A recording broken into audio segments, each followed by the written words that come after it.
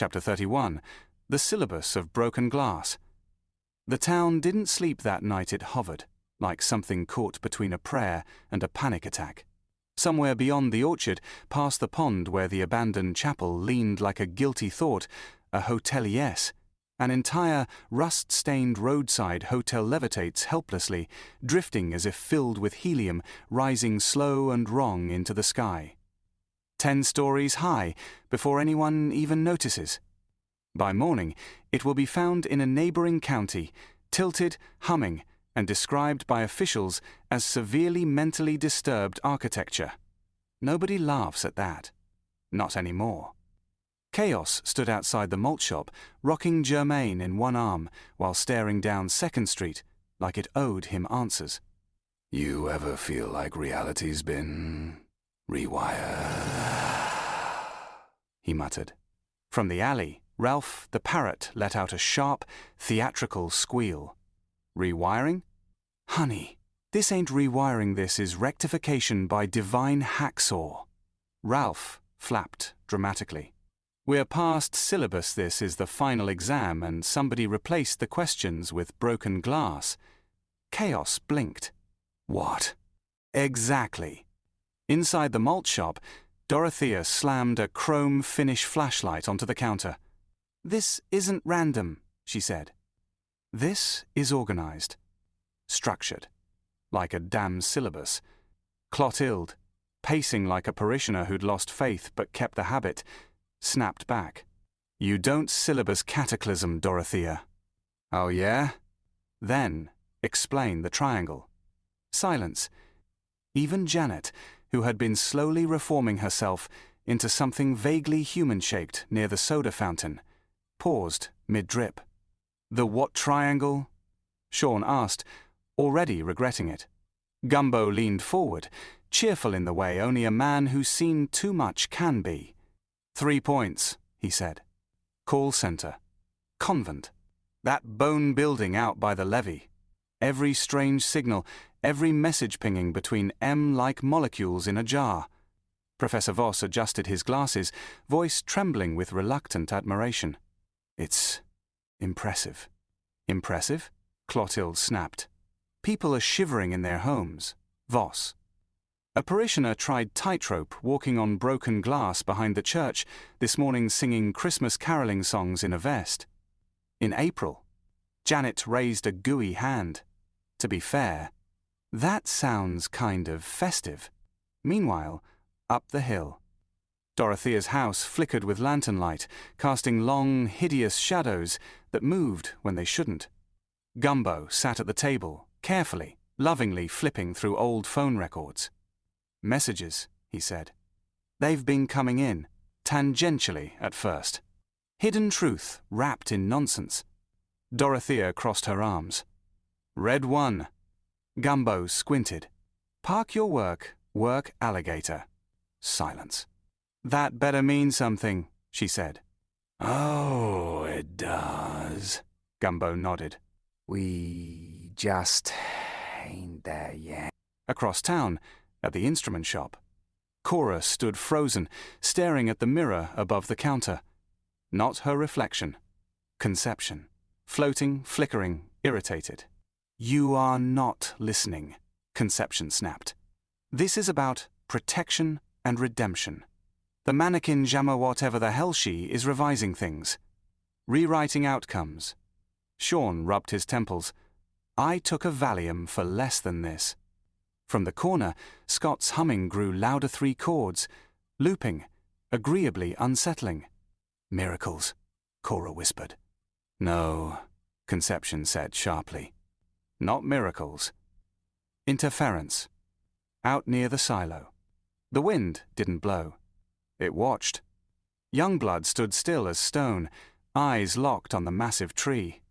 A shape beneath it. A figure. Too smooth. Too still. Jamapia Tuxamiha stepped forward, cigarette already lit, though no flame had touched it. You're close, the mannequin said, voice calm as a blade. But you keep missing the sacred part. Youngblood didn't move. Sacred doesn't scalp reality. he said quietly. Jama tilted her head. No, she agreed. It reshapes it. Behind her, the air shimmered like something enormous trying to push through. A platoon of figures, half-formed, plastic, flesh, memory, a splatoon of identities bleeding into each other. Back at the convent, Clotilde burst into the call center, eyes blazing. Everyone off the phones! The workers half-panicked, half-hypnotized kept talking in cheerful, robotic tones. Yes, ma'am. Thank you for calling Panda Pizza. Would you like to add a balloon? Hang on, she roared. A woman turned slowly, smiling too wide. Would you like to hear about our bachelor party saloon package? Clotilde slapped the headset off her. No. The woman blinked, then quivered, then collapsed. Outside, the sky shimmered again. That floating hotel drifted farther, like a bad idea refusing to land. Chaos stepped into the street, Germain suddenly glowing faintly in his arms. Anne appeared beside him silent, shimmering, ancient. You see it too? Chaos asked. The horse didn't nod. Didn't need to. And somewhere deep, beneath everything, in the bone-filled building near the levee, something shifted. A sound like a hacksaw through history. A whisper. The syllabus is complete. Chaos looked up. Then class is over, he said. Germain's tiny hand opened, and the air around them shivered. To be continued.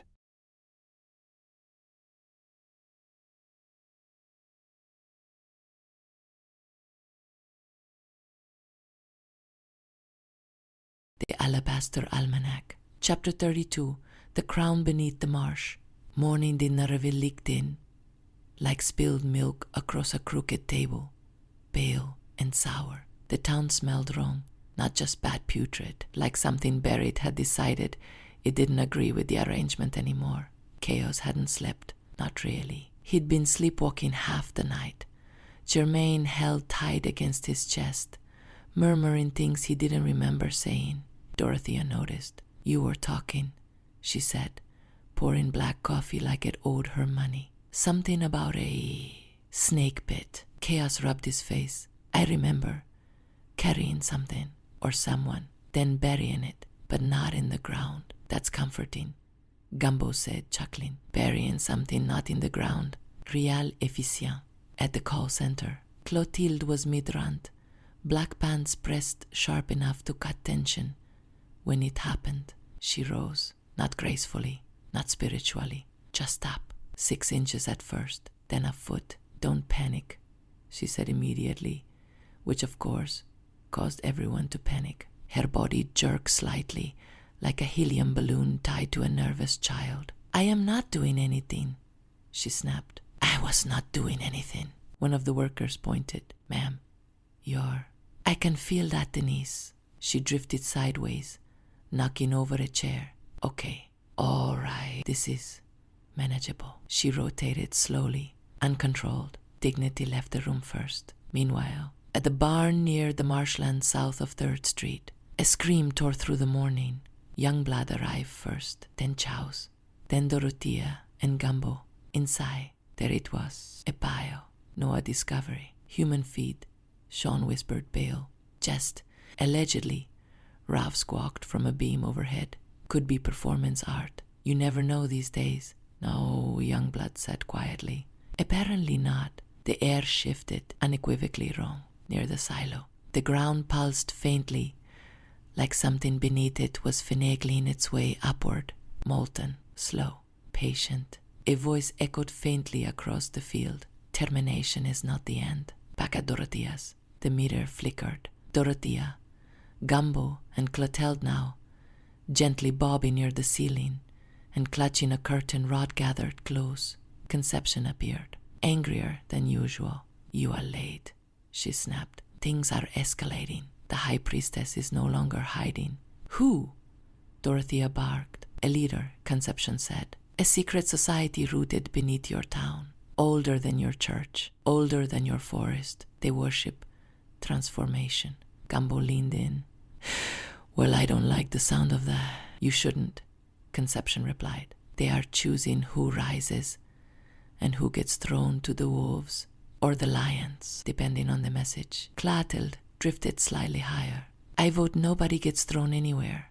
You don't vote, Conception snapped. Across town, at the small instruments shop, Cora stood outside, staring toward the horizon. The sky looked like a modified sunset on a beach, but wrong colors bleeding into each other like oil and water. Reminds me of Pleasure Island in Port Arthur, Texas, she said softly. Sean blinked. Scott hummed nearby. 3 chords. Peaceful, almost holy, at the museum. Professor Voss stood before the moose head. I need clarity, he whispered. The moose head blinked. Yes, it said. Clarity is hazardous. That's not helpful. You are dealing with a system. It continued. A ranking. A game.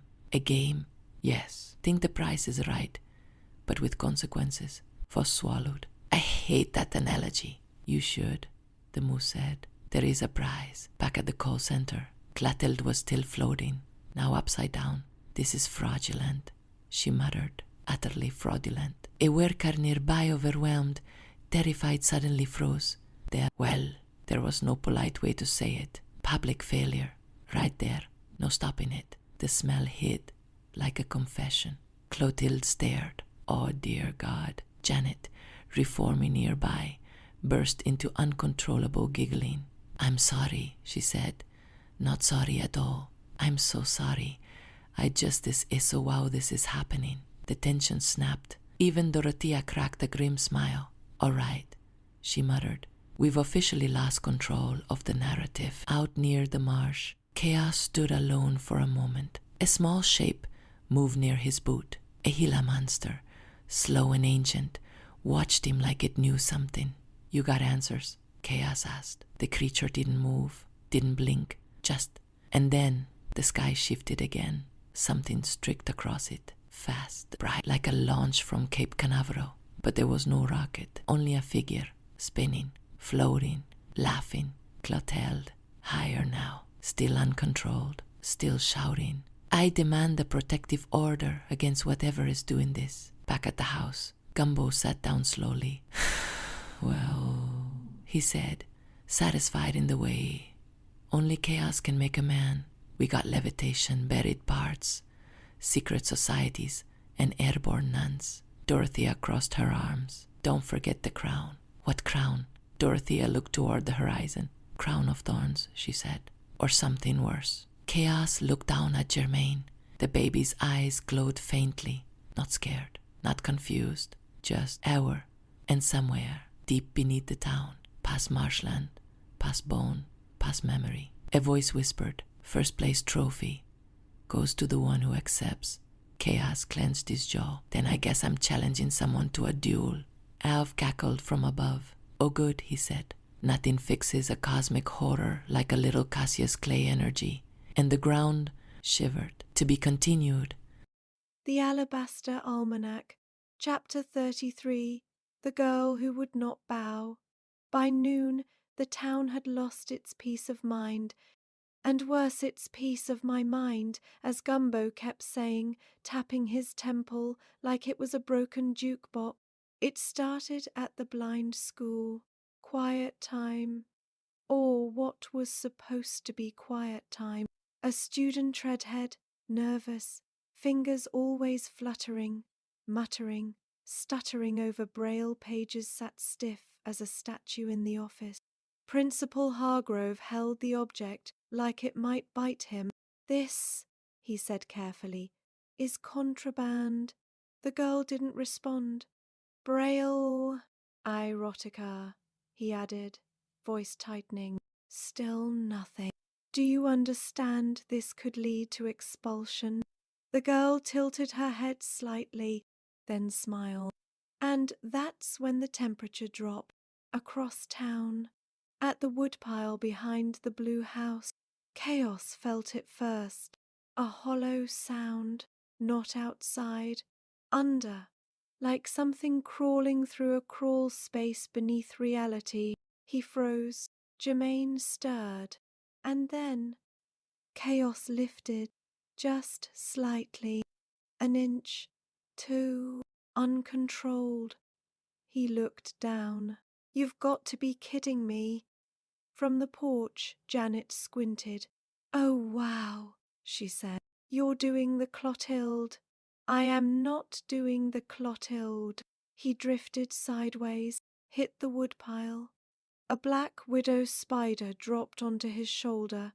Fantastic. Back at the school, the red-headed girl stood.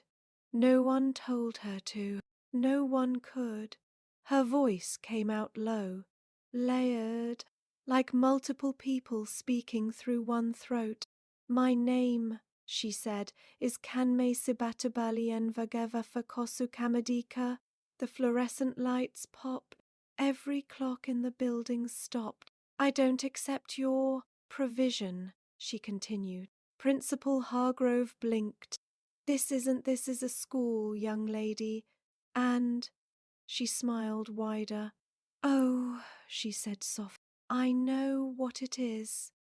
Then everything broke.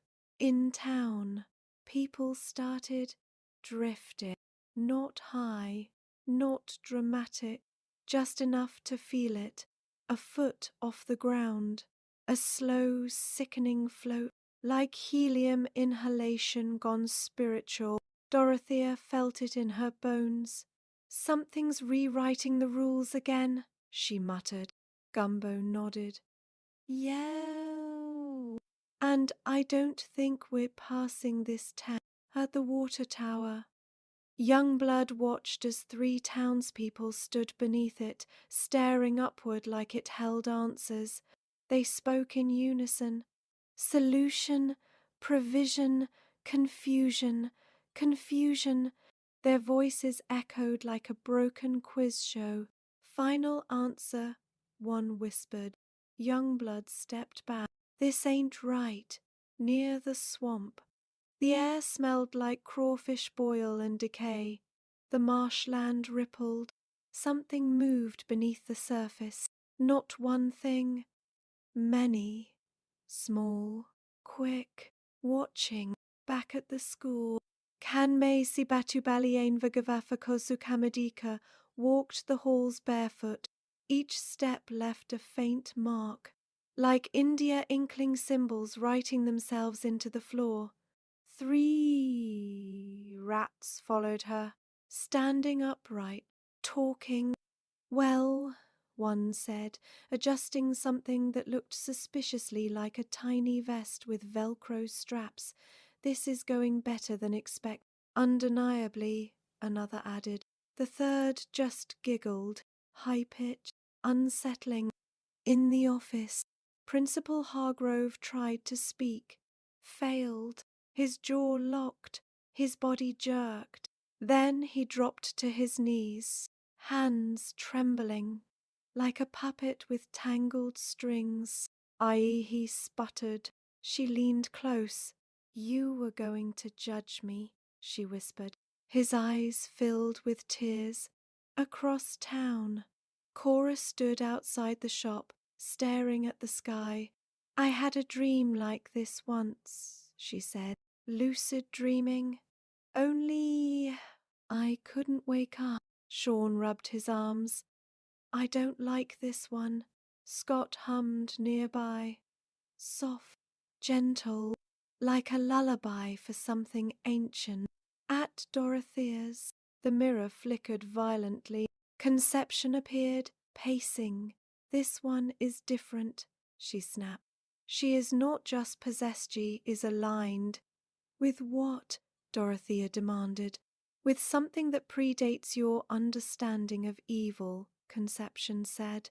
Something that lays eggs inside of reality itself. Gumbo blinked.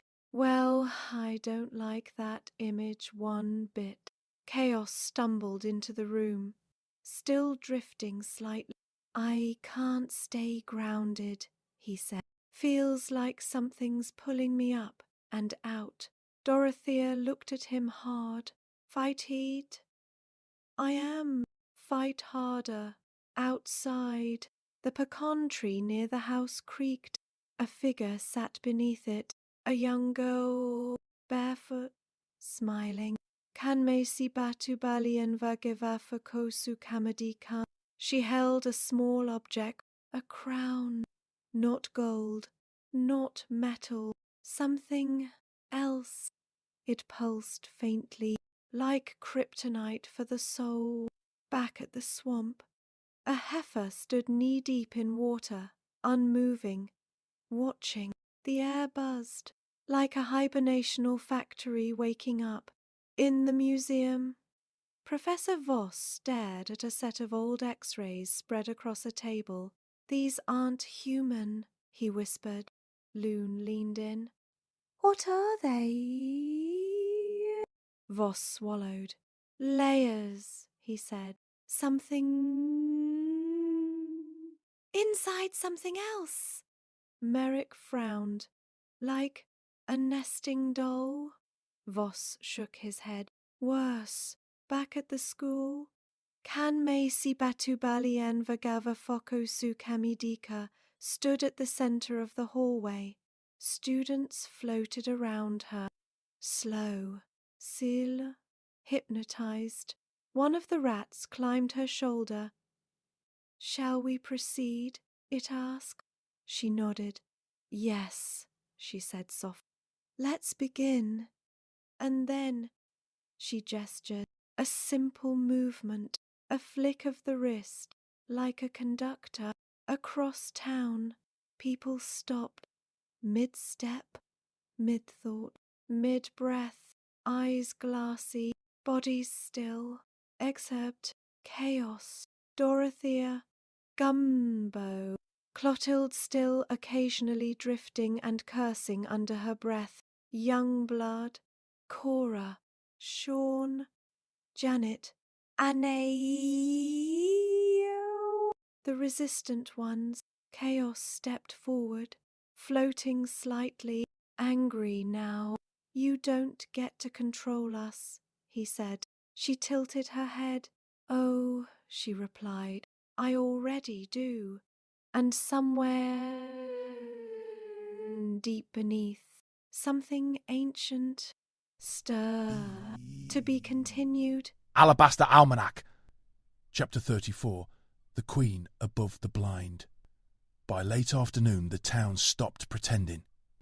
Whatever this was, possession, transfiguration, mass deception, it had crossed a line, and it had crowned itself above the blind school. Not metaphorically, physically. A throne had formed, not built grown, twisted from strange, macabre foliage, roots curling upward like fingers, woven with what looked like silver strings pulled from the sky itself. And seated there,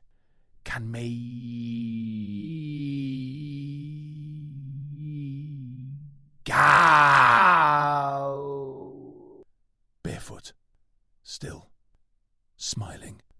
A white flag hung behind her, though it didn't signal surrender, more like ownership.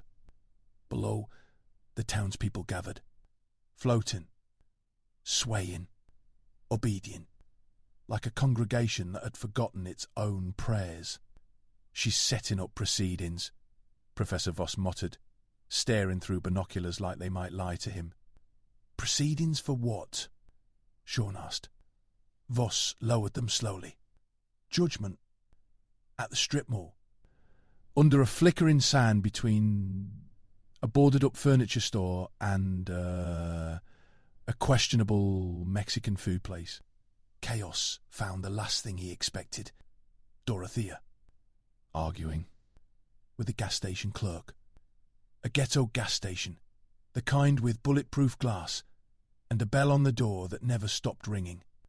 "You can't do this," Dorothea snapped, gripping the counter. "That check is good." The clerk shook his head. "Ma'am, reportedly, this is the third one this week." Chaos froze. "What?" Dorothea turned. For a second, just a second, she looked small, then angry again. "This ain't your business," she said. The clerk slid something under the glass. a crumpled receipt, and something else. A small, scorched pipe. Glass. Blood. Silence hit like a flat line. Gumbo, who had just arrived, didn't speak. Didn't joke. Didn't move. Dorothea, he said softly. She didn't look at him. Later, back at the house, the truth spilled like something long buried. "I've been using," Dorothea said plainly. "Crack cocaine. For a while now." No one breathed. "Since the sober living home shut down," she added. "Since things started slipping." Gumbo sat heavily. "You didn't say nothing." "I didn't want to be that person," she snapped. "Didn't want to be the one everybody's consoling, reassuring, reevaluating. Instead, you've been betraying yourself," Clotilde cut in. Dorothea flinched. From the windowsill, a small pouch shifted, and a voice, gravelly and oddly cheerful, spoke. "Well, ain't this a fine kettle of chromazole?" Everyone turned. Gumbo sighed. "Not now." The talking kidney stone rolled slightly inside its pouch. "I'm just saying," it continued, "you can't rebuild nothing if you don't stop fighting yourself first." Chaos blinked. "I'm sorry. When did the kidney stone get a master's degree in counselling?" "Online course," it said proudly. "Across town." Clotilde woke up. In her bed, but not alone. She bolted upright. Youngblood lay beside her, fully clothed, also waking up. They both stared at each other, long, confused. "Did we?" Clotilde started. "No," Youngblood said immediately. "I would remember." "Say..." Pause. "Why are you here?" "No idea." Clotilde stood slowly. "I feel like I failed a field sobriety test without even drinking." Youngblood nodded. "Same." Outside, a rooster crowed. "Cock-a-doodle-doo," Ralph echoed somewhere, because of course he did. Back at the throne, Can Mesa Batubali and Vagavafa Kosu Kamidika lifted a hand. The air bent, a shimmer like heat over asphalt. Then, visions projected across the sky. A crime scene, a cherry tree, a child, a baptism, a black hole swallowing light, a white pole standing alone in a field, a cabin deep in the woods, a man holding a rolling pin, a woman with childbearing hips standing in silence, loose lips whispering secrets into a crystal ball. "This is her language," Voss whispered.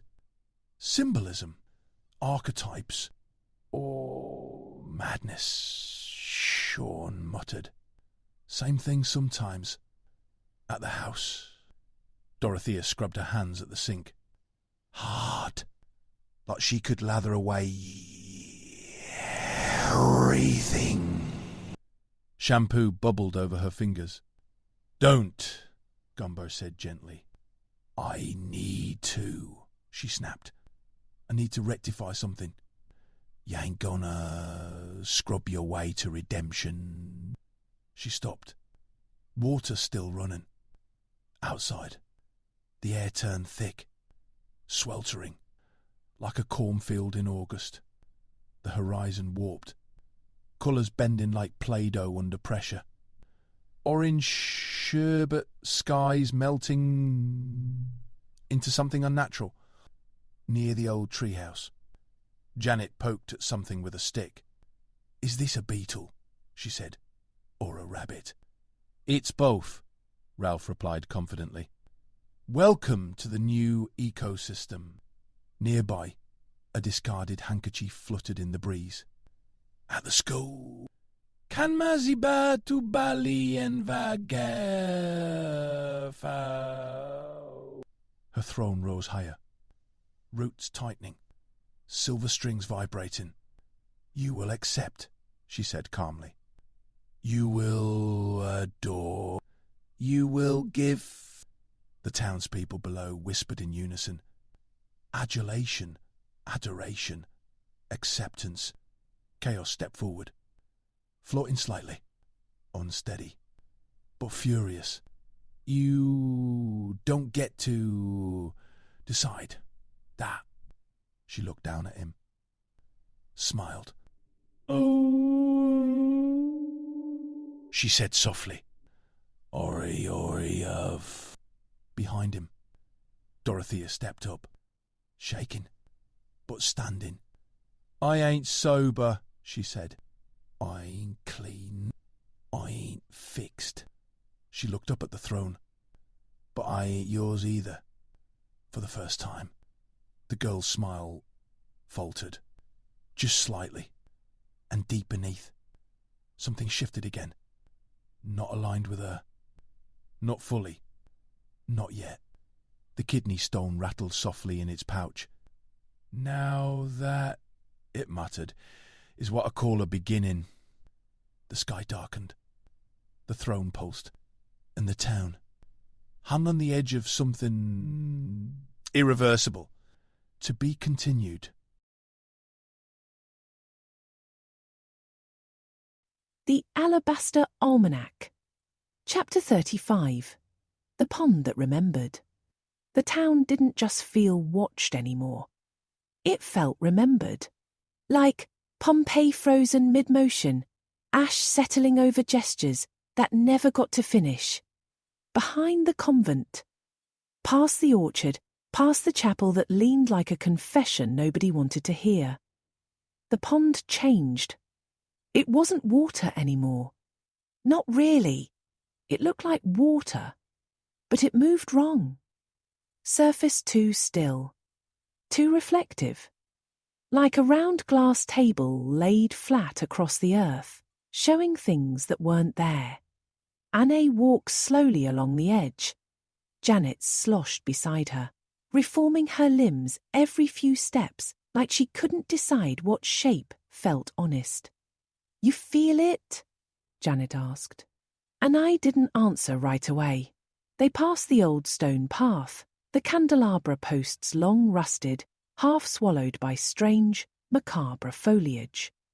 I feel increased awareness, Janet added.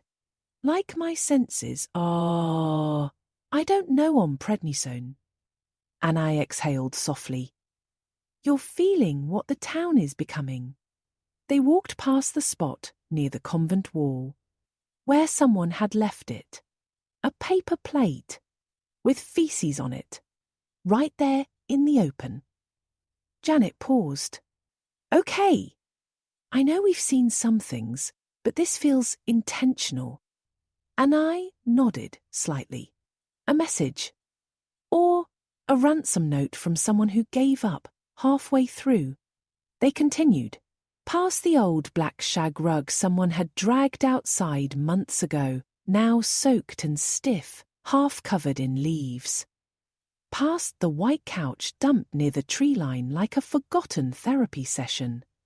Past scattered rosary beads, spilled across the dirt. But not randomly.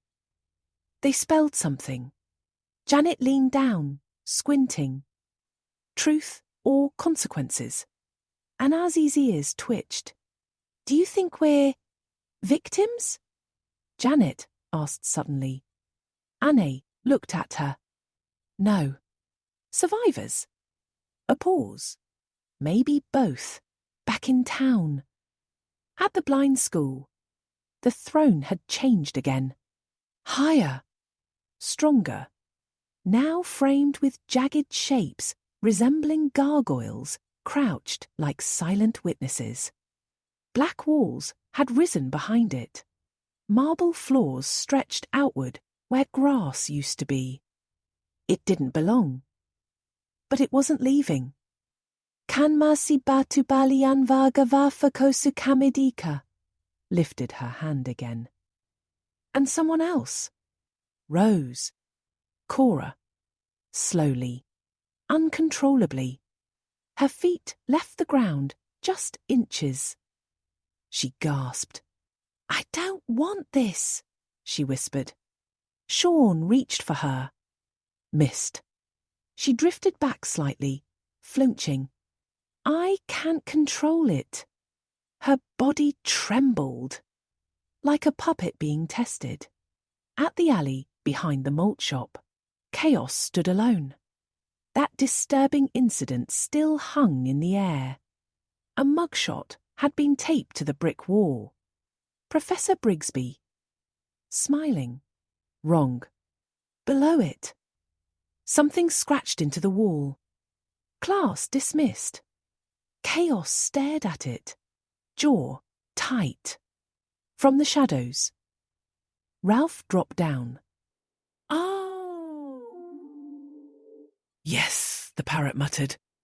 Nothing says apocalypse like a passive-aggressive wall message. Chaos didn't laugh. At Dorothea's. The kitchen felt heavier. Like gravity had opinions now. Gumbo sat at the table, staring at a pile of old documents. "Core documents," he muttered. "Sealed. Dorothea paced." "You ever notice how obstacles keep turning into worse obstacles?" Gumbo nodded. "Opportunity ain't always pretty." The kidney stone chimed in from the windowsill. "Sometimes opportunity looks like a chainsaw." They both paused. "That feels unnecessary," Dorothea said. Across town. At the gas station. Police lights flashed. Someone else had been caught. Not Dorothea this time. Clotilde, holding a check, and a pair of brass knuckles in her purse. "I was finagling a situation," she snapped. The officer blinked. "That's not a legal defence." "I demand a routine on getting out of a ticket," she said sharply. "That's also not a thing." Near the pond. The surface rippled. Finally, a shape rose beneath it. Not fully, just enough, like dinosaur bones pushing through dirt. Aussie. Massive. Watching. Janet stepped back. "Nope. Didn't move." "This is where it started," the horse said quietly. "The first deviation. Back at the throne. Can masi batu balian va gavafo. "You are being refined," she said. "Those who resist will be repurposed." Her rats chattered. One held a tiny flash drive. Another gnawed on something that looked suspiciously like a ham sandwich. Below, a street preacher shouted into the chaos. "This is planetary unrest," he cried. "This is judgment." Nobody listened, except the wind. At the convent, a group had formed. Unplanned, unspoken. Chaos. Dorothea. Gumbo. Cora still, slightly floating. Sean. Youngblood. Clotilde. Janet. Anne. Even Voss. Even Ralph. They stood together. Not perfect. Not ready. But together. Chaos looked around. At all of them. "This isn't random anymore," he said. "It's organised." Dorothea nodded. "Yeah." Gumbo leaned back slightly, like somebody's building something, from the distance. The pond let out a sound. Deep. Hollow. Like a saw cutting through something that shouldn't be cut. Janet looked at Anna. "You ever feel like we're in a story that forgot how to end?" Anna glanced toward the throne. "No," she said softly. "I think we're in the part where it decides what kind of ending it wants." And above them, the Queen smiled. "To be continued,"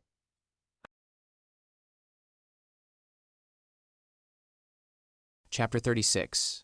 The Incantation That Should Not Be Said. Night didn't fall. It collapsed. Like something above the town finally gave up holding itself together. The air buzzed. Not loud, but constant. Like 1,000 tiny thoughts trying to speak at once and getting stuck behind the same door. At the convent, they gathered again. Closer this time. Closer than comfort. Closer than truth.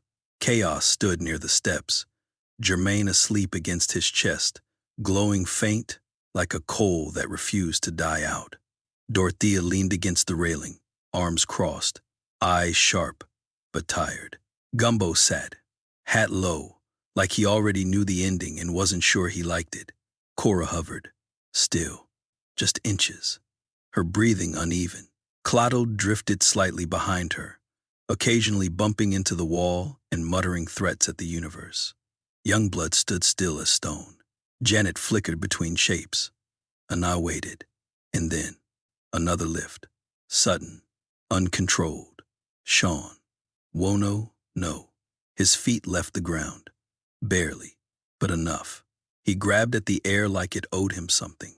I don't like this, he said immediately. I don't like this at all.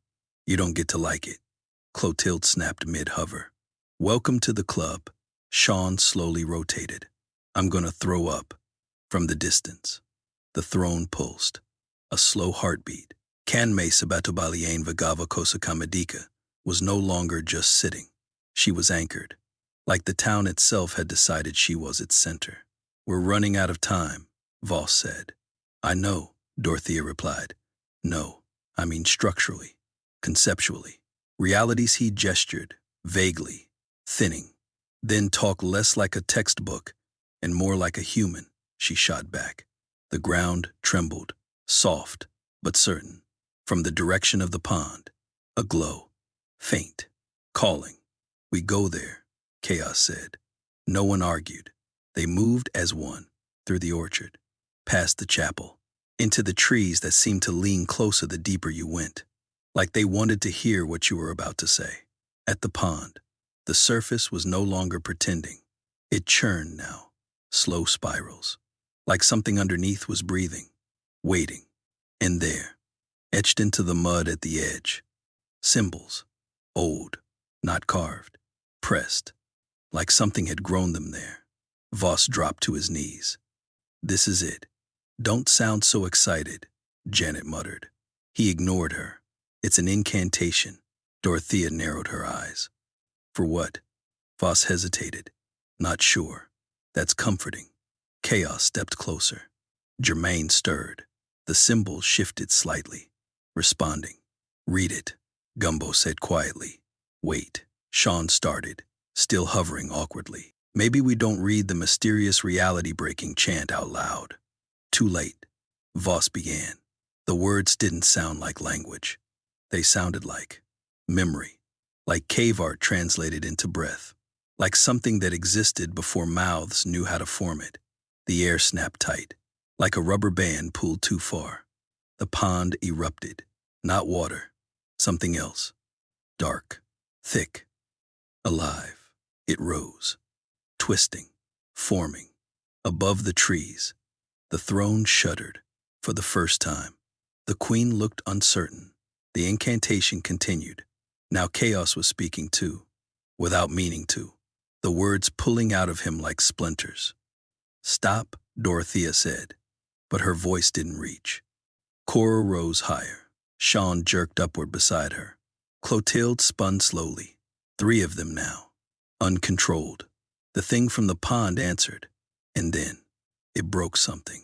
Not the town, not the throne, not the queen. The connection, a sound, like glass inside your skull, splitting. Across town, people dropped, not hurt, just released. The throne cracked, not destroyed, but weakened. Hairline fractures running through its roots. Canme Sabatabalien Vagava Fokosakamedika stood. For the first time, she stood. You don't understand what you've done, she said. Her voice wasn't layered anymore. It was singular and colder. Chaos staggered back. The words stopped. The symbols faded. The pond stilled. Again, too still. What did we destroy? Sean asked, slowly lowering back toward the ground. Voss stared at the mud, horrified. Silence. Then what? Janet asked. Voss swallowed. We destroyed the barrier. The ground beneath them shifted. Something deeper, older, freer now, moved. Anne stepped forward, eyes locked on the pond. This isn't over, she said. From the throne. The queen smiled again. But now, it wasn't control. It was anticipation. And somewhere far below, something answered her. To be continued. Chapter 37. The Wings That Shouldn't Exist. Morning came in fragments, not sunlight, just pieces of it, scattered across the town like someone dropped a box of crayons and never bothered to pick them up. Inside the convent courtyard, right where the stone meets the cracked fountain and the old gazebo leans like it's tired of standing, something small and impossible happened. A child screamed, not in fear, in shock. Two tiny wings translucent, trembling pushed out from their shoulder blade. Not feathers, not quite, more like... Within the hour, it spread all over town, people growing them, small, weak, uncontrolled. Some fluttered, some just twitched, some bled. Great, Janet muttered, watching one man attempt a cautious somersault and fail miserably into a pile of leaves. Now we're a discount roller coaster at the museum. The moose head snapped awake, eyes wide, voice sharper than before. Warning, it bellowed. Professor Voss jumped. About what? The fall? The moose said. Not a fall. The fall. Voss blinked. You're going to need to be more specific. You have a chance, the moose continued. A good chance, a slight chance, a fat chance, a last chance. That's not helpful. Nothing about this is helpful, the moose snapped. Unity is required. Lunacy is guaranteed. Back at the pond, the water no longer reflected the sky. It reflected something else, a different time. Silver coins shimmered beneath the surface old, wrong from another day entirely. Youngblood crouched near the edge. Don't touch those, he said quietly. Sean hovered awkwardly beside him. I wasn't planning on it. You were thinking about it. I was considering thinking about it. From the reeds, a water moccasin slid silently into view. Then another. Then 5. Watching, waiting. Chaos stood still. Germain's wings, smaller than the others, glowed faintly. They're not random, Chaos said. No, Anne replied. They're across town, at a half-abandoned beauty shop near the strip mall. A woman with a side ponytail stared at her reflection. Wings, tiny, quivering. I didn't ask for this, she whispered. Behind her, the TV flickered, static. Then, a face, speaking fast, like a whistleblower who knew the clock was ticking. You need to understand this is not evolution. This is circumvention there, bypassing something, preventing something worse. The signal cut. At the convent, Gumbo sat at the kitchen table, slowly polishing his shoes like it was the only normal thing left. Dorothea stood nearby, arms crossed. You think this is part of her? She asked. Gumbo shrugged. Maybe. Oh,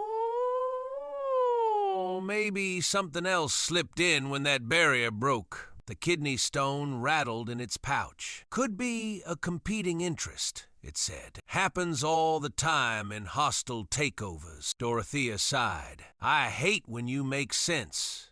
Outside, Janet wandered the courtyard. She stopped, bent down, picked something up. A crayon, burnt sienna. Next to it, sea green, on magenta. A torn, weather-worn box labeled simply, Matisse Collection. The burnt sienna crayon rolled slightly, cleared its non-existent throat. Well, it said, voice dry as dust. This is a mess. Janet froze. Okay, sure. Why not? The sea green crayon chimed in, calmer. It's not a mess. It's a transition. Magenta laughed. Oh, please, it's a full-blown reign of terror, with better color coordination. Janet stared at them. I'm talking to crayons. Yes, said Burnt Sienna. Try to keep up. At the blind school, the throne cracked further, not collapsing. Just... Kanme Sibatubali Anvagava Fakosukamedika stood at its edge, watching the wings spread across the town. Her rats whispered. Unplanned variable, one said. Or opportunity, another replied. She smiled. Yes, she said softly. Obstacles into opportunity. At the boat ramp deep in the big thicket, a hidden cove revealed itself. Where there had been mud, now there was water. Clear, still, too perfect. Like a sanctuary that didn't belong. A sign old, rusted hung crooked nearby. Paramount access restricted. No one remembered putting it there. Back in town, people stumbled, learning their wings, failing, laughing, crying, hurting. A strange mix of jubilation and fear. Like a carnival, no one agreed to attend. Ralph perched on a broken valet stand outside the malt shop. Well, folks, he squawked, place your bets. Will it be unity? Will it be human sacrifice? Will it be both with a side of radishes? Chaos looked up at the sky. Something moved there, fast, circular, like Pac-Man chewing through the edges of reality itself. Dorothea stepped beside him. We still got a shot, she said. Chaos didn't look convinced. A shot at what? She shrugged. At not losing everything. Behind them, the crayons whispered. First glance, said Sea Green. It looks hopeless. Second glance, said Magenta. It still is. Burnt Sienna rolled slightly. Last chance, it muttered. And from the throne, the queen raised her hand again. This time, the wings spread wider. And somewhere, deep beyond the pond, beyond the cove, beyond even memory, something ancient stirred again. Not aligned, not controlled. Watching, to be continued.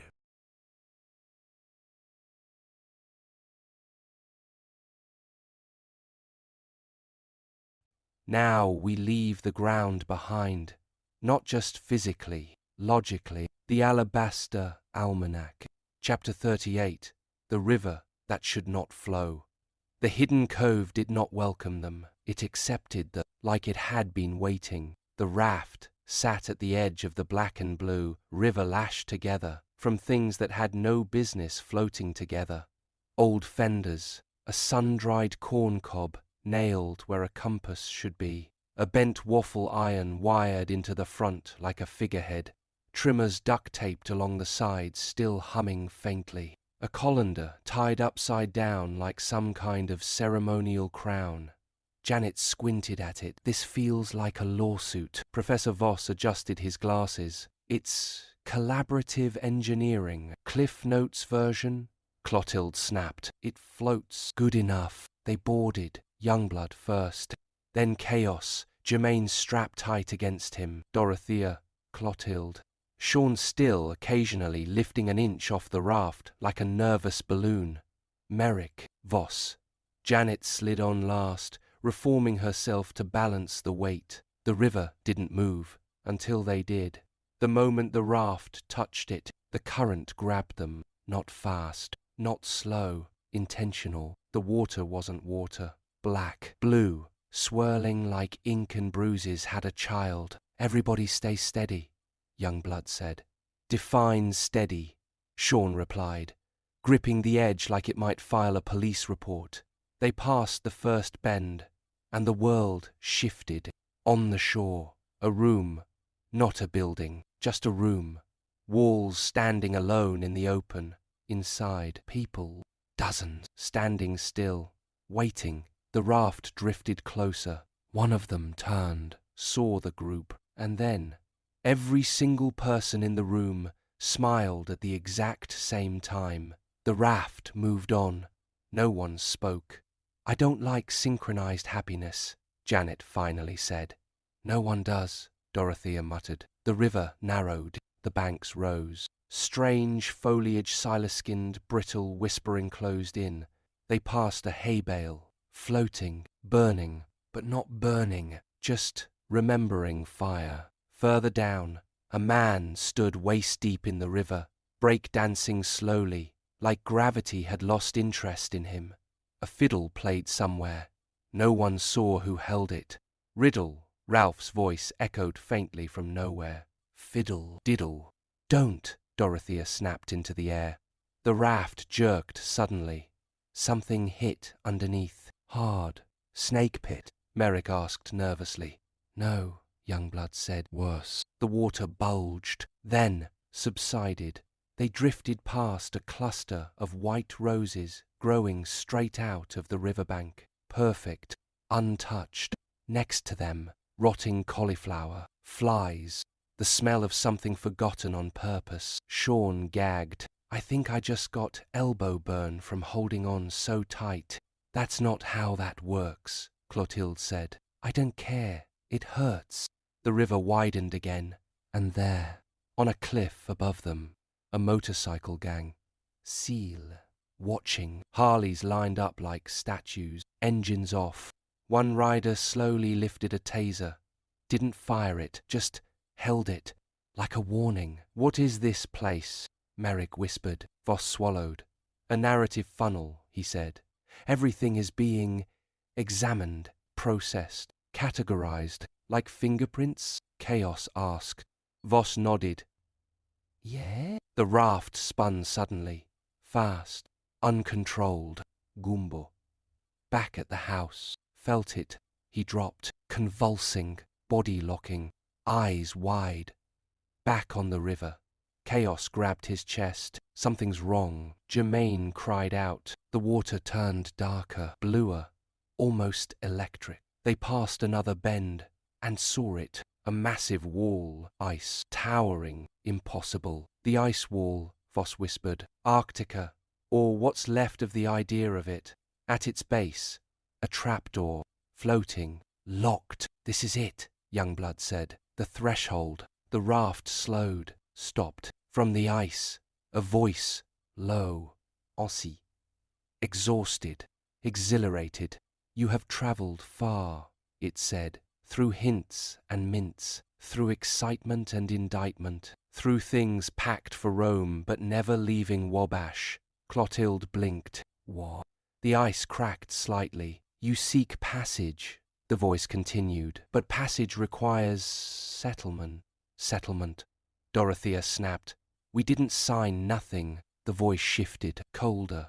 Entitlement is not reward. Silence. Janet leaned forward. So what is the price? The ice pulsed. A riddle. Of course it was. Chaos sighed.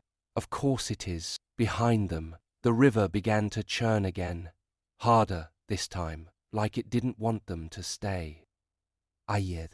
The trapdoor creaked, and somewhere far behind, in the town, the Queen smiled, because she could feel it.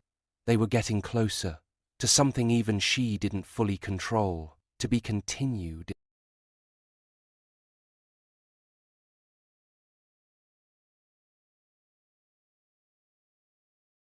Chapter 39. The Three Who Rose Without Sight. The river didn't wait. It spit them out. The raft shattered against the ice wall's unseen threshold. No explosion. No drama, just a quiet, decisive ending. One moment they were together. The next, they were back. The convent grounds. Sundown bleeding across the sky like red dirt on an isolated country road. The air heavy, still, too still. Chaos hit the ground hard, Germaine crying out in his arms. Dorothea landed on her feet. Clotilde stumbled, immediately furious. Sean blinked, still hovering an inch off the ground. Janet reformed with a wet slap. Voss gasped like a man waking up mid-surgery. No transition, he whispered. No continuity, just placement.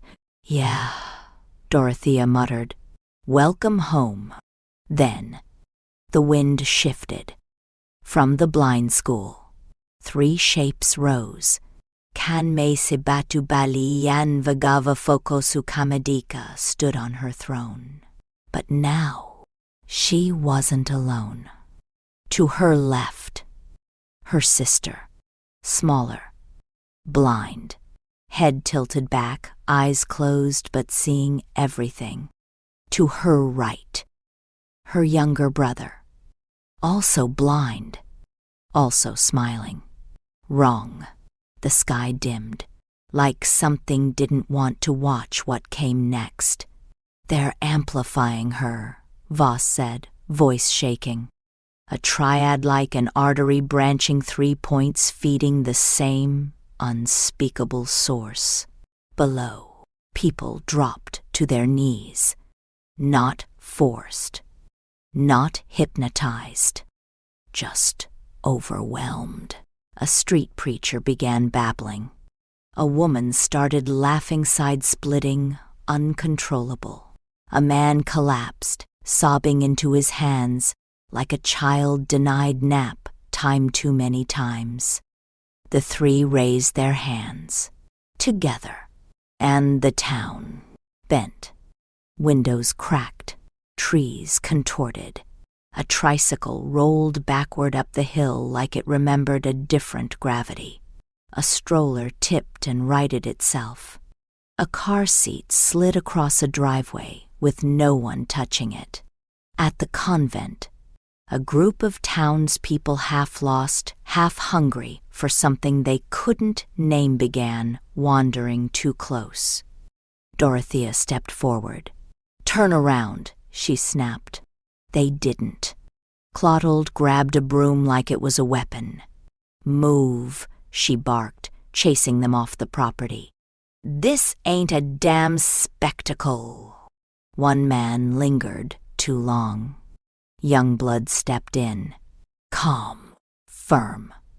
The man backed off. Chaos stood still, watching the three, feeling it. That same pull.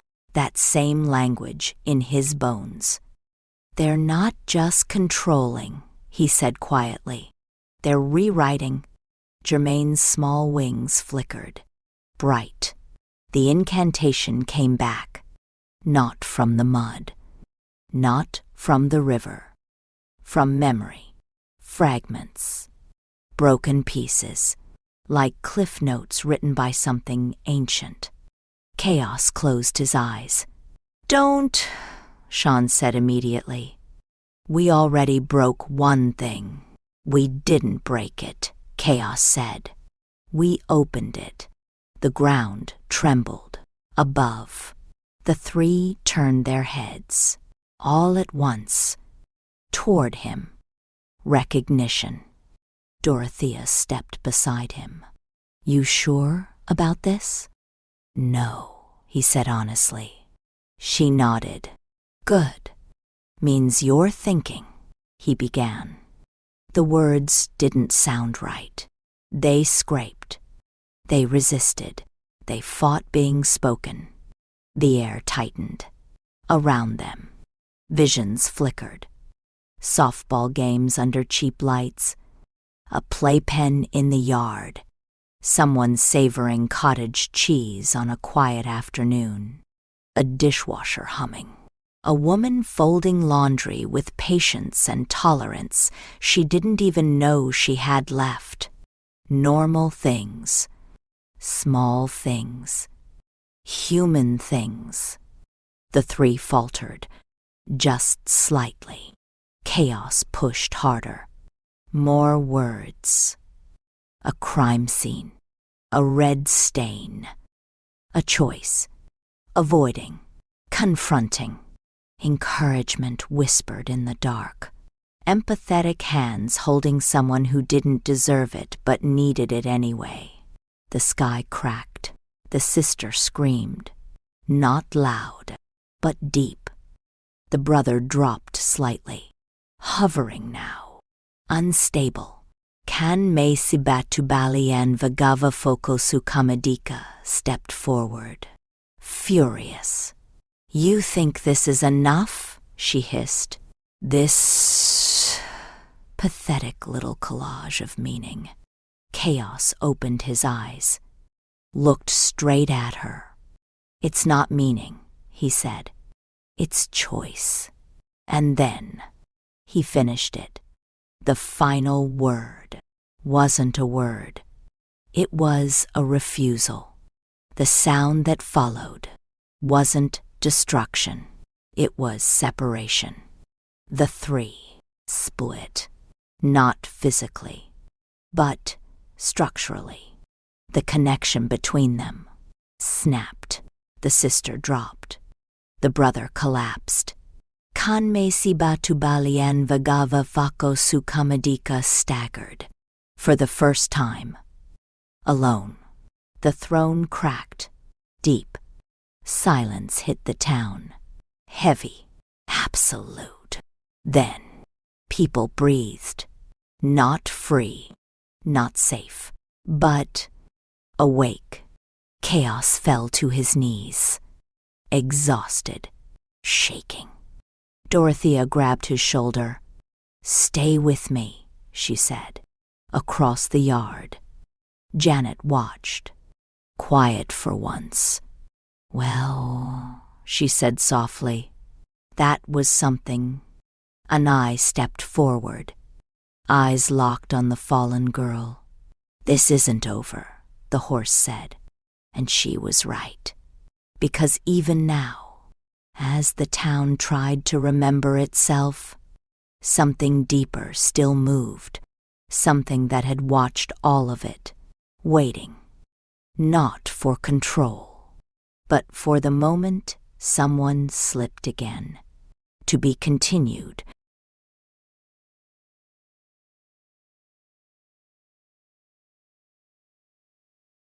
The Alabaster Almanac, Chapter 40, The Fire That Ate the Queen. It didn't end with a scream. It ended with a sound no one could quite name. Wet, frantic, final. Kan me sibatu balion vageva foko sukamadika lay at the base of her broken throne. The roots split. The silver strings slack like veins that had given up. For a moment, a long, suspended moment, it seemed like she might rise again, like everything else had. Then the rats came, not the three that spoke, not the clever ones with their muttering schemes and tiny vests. These were different, many, hungry. They poured from the cracks in the earth, from the folds of the broken throne, from places no one had noticed before. At first, no one moved, the townspeople still shaking off the fog, still blinking themselves back into themselves, just watched. "She ain't getting back up from that," Clotilde muttered, arms crossed, hovering just barely above the dirt. No one argued. It was fast, not merciful, not theatrical, just inevitable. Dorothea turned away first. Gumbo didn't. He stood there, quiet, like a man who'd seen war and recognized the shape of it even when it wore a different face. Chaos held Germaine close. Didn't look, didn't need to. When it was done, there wasn't much left, and somehow that felt right. By dusk, the town had made a decision, not discussed, not voted, just understood. They built a fire right there on the convent ground, near the courtyard, near the place where the rosary beads had once spelled out something no one wanted to admit they understood. The wood came from everywhere. Broken fence posts, old furniture, a warped door from the blind school, a collapsed gazebo beam, even part of the shattered throne. Someone dragged the remains forward, carefully, not reverent, not cruel, just, "She don't get a burial," one man said. "No," Dorothea replied. "She gets an ending." The fire caught slow, then fast. Flames climbed.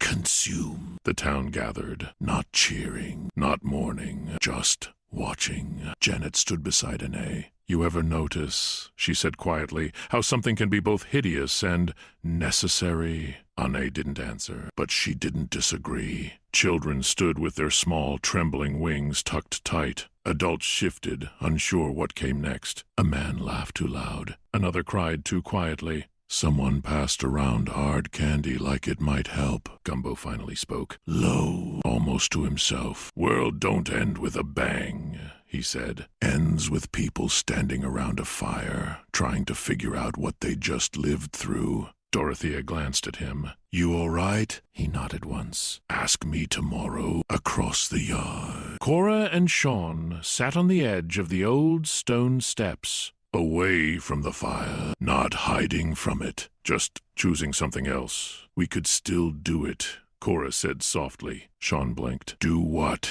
He let out a small, disbelieving laugh. Not now, she said, but soon. She looked at him. Really look. I don't want to keep waiting for things to be normal. Sean nodded slowly. That might take a while. Then we do it anyway. He smiled. Tired. All right, he said. We plan it. She leaned her head on his shoulder. For the first time in a long time, they looked like people with a future. Behind them, the fire cracked, shifted, collapsed inward, the last of her gone, or so it seemed, because far from the fire, past the pond, past the hidden cove, past even the place where the river shouldn't exist, something small moved in the dirt, a single rat, not frantic, not hungry, and somewhere deep inside it, a flicker. Not her, but not entirely not her either. Back at the convent, Chaos stood at the edge of the firelight, Germain asleep against him. The wings on his back small, faint barely visible now. You think it's over? Sean asked, joining him. Chaos didn't answer right away. He looked at the fire, at the people, at the town trying to stitch itself back together. Then he shook his head. Slow. No, he said. The fire popped. A spark rose into the night and vanished. But it's quieter now, and sometimes quiet was enough to start again, to be continued. The Alabaster Almanac, Chapter 41, The Ascension Pattern. The fire burned out by morning. Not extinguished. Finished. Smoke drifted low across the convent grounds, carrying the scent of bone broth and something sharper, like turpentine soaked into memory. Nobody said it out loud, but everyone felt it. Something had been removed, and something else had taken its place. Dorothea stood near the ashes, arms crossed. Town Myers already gonna spin this into some scandal, she muttered.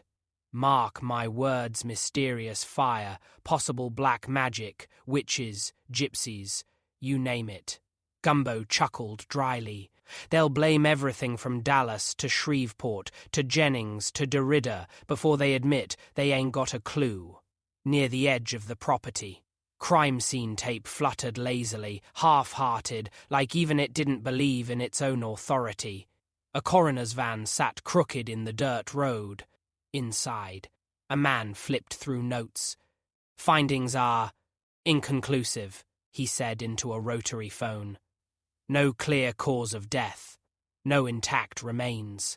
Just residue. Pause. Yes, sir. I said residue. Back at the convent, Clotilde kicked over a petty cash box someone had dropped. Coins scattered. Whole damn town's gone stupid, she muttered. Janet, nearby, poked at a beaded satchel she'd found. I kinda like the weird, she said. You would. Cora and Sean sat at a small table, papers spread out. Wedding plans. Real ones. Valentine's Day? Sean suggested. Cora smiled faintly. That's optimistic. I'm feeling optimistic. That's new. A breeze passed through. Warm. Strange. And then, it started again. Young blood. He lifted. Not inches. Not subtle. A full foot off the ground. Then 2. Then higher. He didn't panic, but his jaw tightened. This is different, he said quietly. Chaos turned. Yeah, he replied. I feel it too. Then, chaos rose. Not violently, not abruptly, just inevitable. Dorothea swore. Not again. Clotilde followed, then Sean, then Cora, then Gumbo, even Janet, even Voss. One by one, they lifted, higher than before. 10 feet, 20, 30, 2 stories high. I don't like this, Sean said, voice shaking. You don't ever like this, Clotilde snapped. Below, the town gathered again, watching, hesitating, sobbing in pockets. Some laughing nervously, some whispering prayers about the blood of Jesus like it might anchor them back to earth. Then, someone else rose. A woman from the beauty shop, then a man from the gas station, then a teenager still holding a half-eaten Polish sausage. More, floating up to meet them. What is this? Voss whispered. Chaos looked around and saw it. They weren't just floating. They were moving, slowly, drifting into position. A pattern, like a balance beam drawn in the sky. Like something ancient arranging pieces on a board no one else could see. Gumbo let out a low whistle. Well, I'll be damned. Below, a man pointed upward. That looked like some kind of symbol? It did. A formation. A living diagram. People sliding into place. Arms out. Bodies angled. Like olive branches reaching towards something unseen. Janet rotated slightly mid-air. Okay, this is new, even for me. Dorothea squinted. It's not random. Chaos felt it then. Deep. Pulling. Like the incantation wasn't over. Just waiting for its second verse. A voice drifted up from below. Some old man leaning on a cane, half-crowed laughter in his throat. Boy, he called out, squinting at Chaos, you always did seem well-equipped for something bigger than this town. Clotilde barked out a laugh. Not the time. Chaos groaned. Really? Right now? The sky darkened slightly. The formation tightened, bodies aligning. Someone screamed. Not in fear. In realization. We're part of it. Voss nodded slowly. Yes, we are. Part of what? Sean asked. Voss swallowed.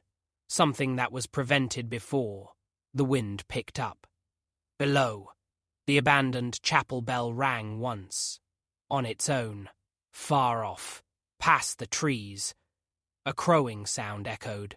And in the distance, someone was running for their life down an isolated road, slipping in cow shit and screaming about an acid trip gone wrong, clutching a hatchet handle like it might explain everything.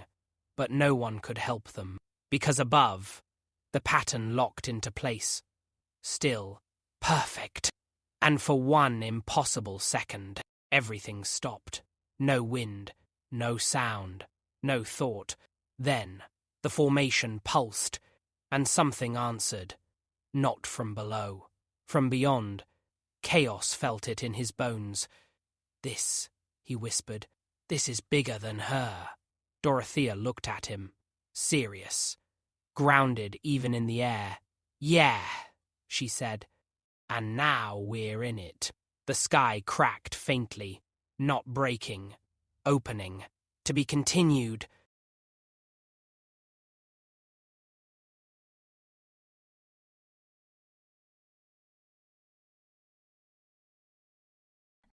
Chapter 42. The ladder beneath the pattern. They hung there, dozens of them, suspended 2 stories high in a formation no one could step out of even if they wanted to. And some of them did want to. Okay, Sean said, trying not to panic as he rotated slightly in place. This officially beats the time I got stuck in a no-tell motel with a broken AC and a militia convention next door. No one asked, Clotilde snapped. Below, The town had turned into something like a church banquet crossed with a crisis center. People pacing, praying, arguing, eating whatever they could get their hands on. Someone had set up folding tables with shrimp gumbo and something labeled fried brain cells that nobody wanted to ask about. A short order cook from the strip mall flipped something on a portable grill like this was just another shift. Shelter in place, someone shouted. No one's got a place anymore, someone else shouted back. Near the edge of the crowd, a man played a one-man band rig off-key, blasting German sea shanties through a subwoofer that rattled the ground. Ralph landed nearby. "Ah, yes," he muttered. Nothing says end of reality like a Kid Rock concert in the wrong dimension. Above, Chaos felt it shift again. The formation tightened. Pull. Something's aligning, Voss said, voice trembling, like a report card being graded in real time. What does that even mean? Merrick asked. It means we're being evaluated, Voss said, by something that doesn't need a GD. Then the air split. Not like before. It peeled back and revealed a structure, a ladder, descending from nowhere into nothing, but at the bottom, visible now, a room. Is that? Sean squinted. A floor made of pennies. It was, thousands of them, glued down, and on top of them, hands, human hands, dozens, flat, still, pressed into the floor like they had tried to stop something from coming through. Janet shuddered. Nope, absolutely not. Dorothea narrowed her eyes. That's where this is pointing us. Oh. Of course it is, Clotilde muttered. Why wouldn't it be the room with the hands glued to the floor? The ladder lowered further. Youngblood looked at Chaos. We go. Chaos didn't answer right away. He looked out. Past the town, past the trees, toward the distant swamp, the bayou, the roads leading out through Hackberry, Texas, toward Slidell, Louisiana, cut off, all those places people thought were separate. But, yeah, he said finally, Below, a boy ran through the crowd shouting, I saw it. There's an alligator named Ollie in the dew.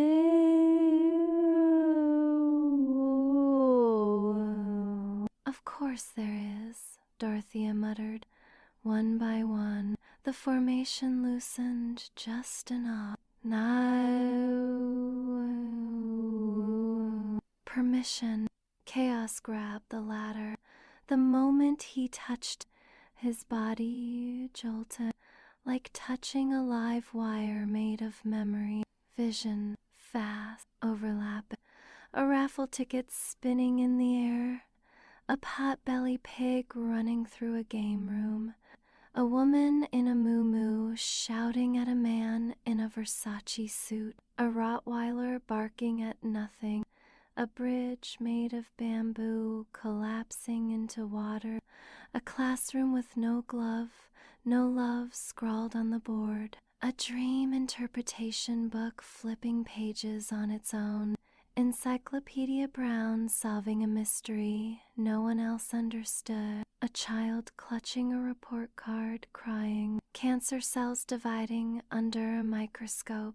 Extraterrestrial shapes blinking in and out of focus. A woman who looked like Sarah Paulson turning and whispering, You're late, Chaos gasped. Held on. Keep moving, Dorothea shouted. They descended, one by one.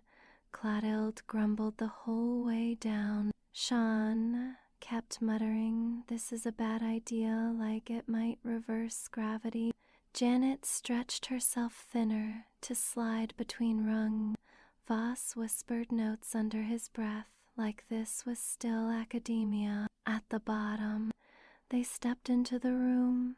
The penny floor shifted under their weight. The hands didn't move, but they felt like they could.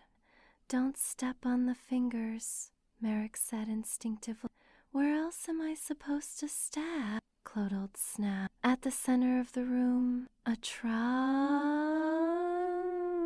Of course. Next to it, jugendlich. Green ivy wrapped around it. Something inside sloshed faintly. A label. Faded. LP. Louisiana. Purchase? Sean guessed. Or something worse, Voss said. Chaos stepped forward, hand on the trapdoor. The air shifted again. Above them, the town roared. Shout, scream. A sudden surge, like something had sprouted where it shouldn't. Janet looked up. "We're not alone down here." From the shadows, movement, figures, surrounding, not people, not fully. Something dismantled, reassembled wrong. One stepped forward, drying something. A car door handle, gripping it like a weapon.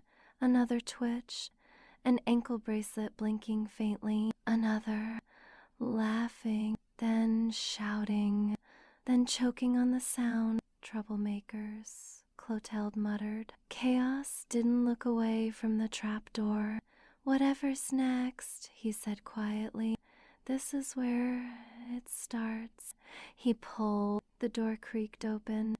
Darkness below. Deep. Endless. And from it, a voice. Low. "Patient. You made it past the pattern." A pause. "But you haven't made it past." The ladder above them snapped. Gone. No way back. To be continued.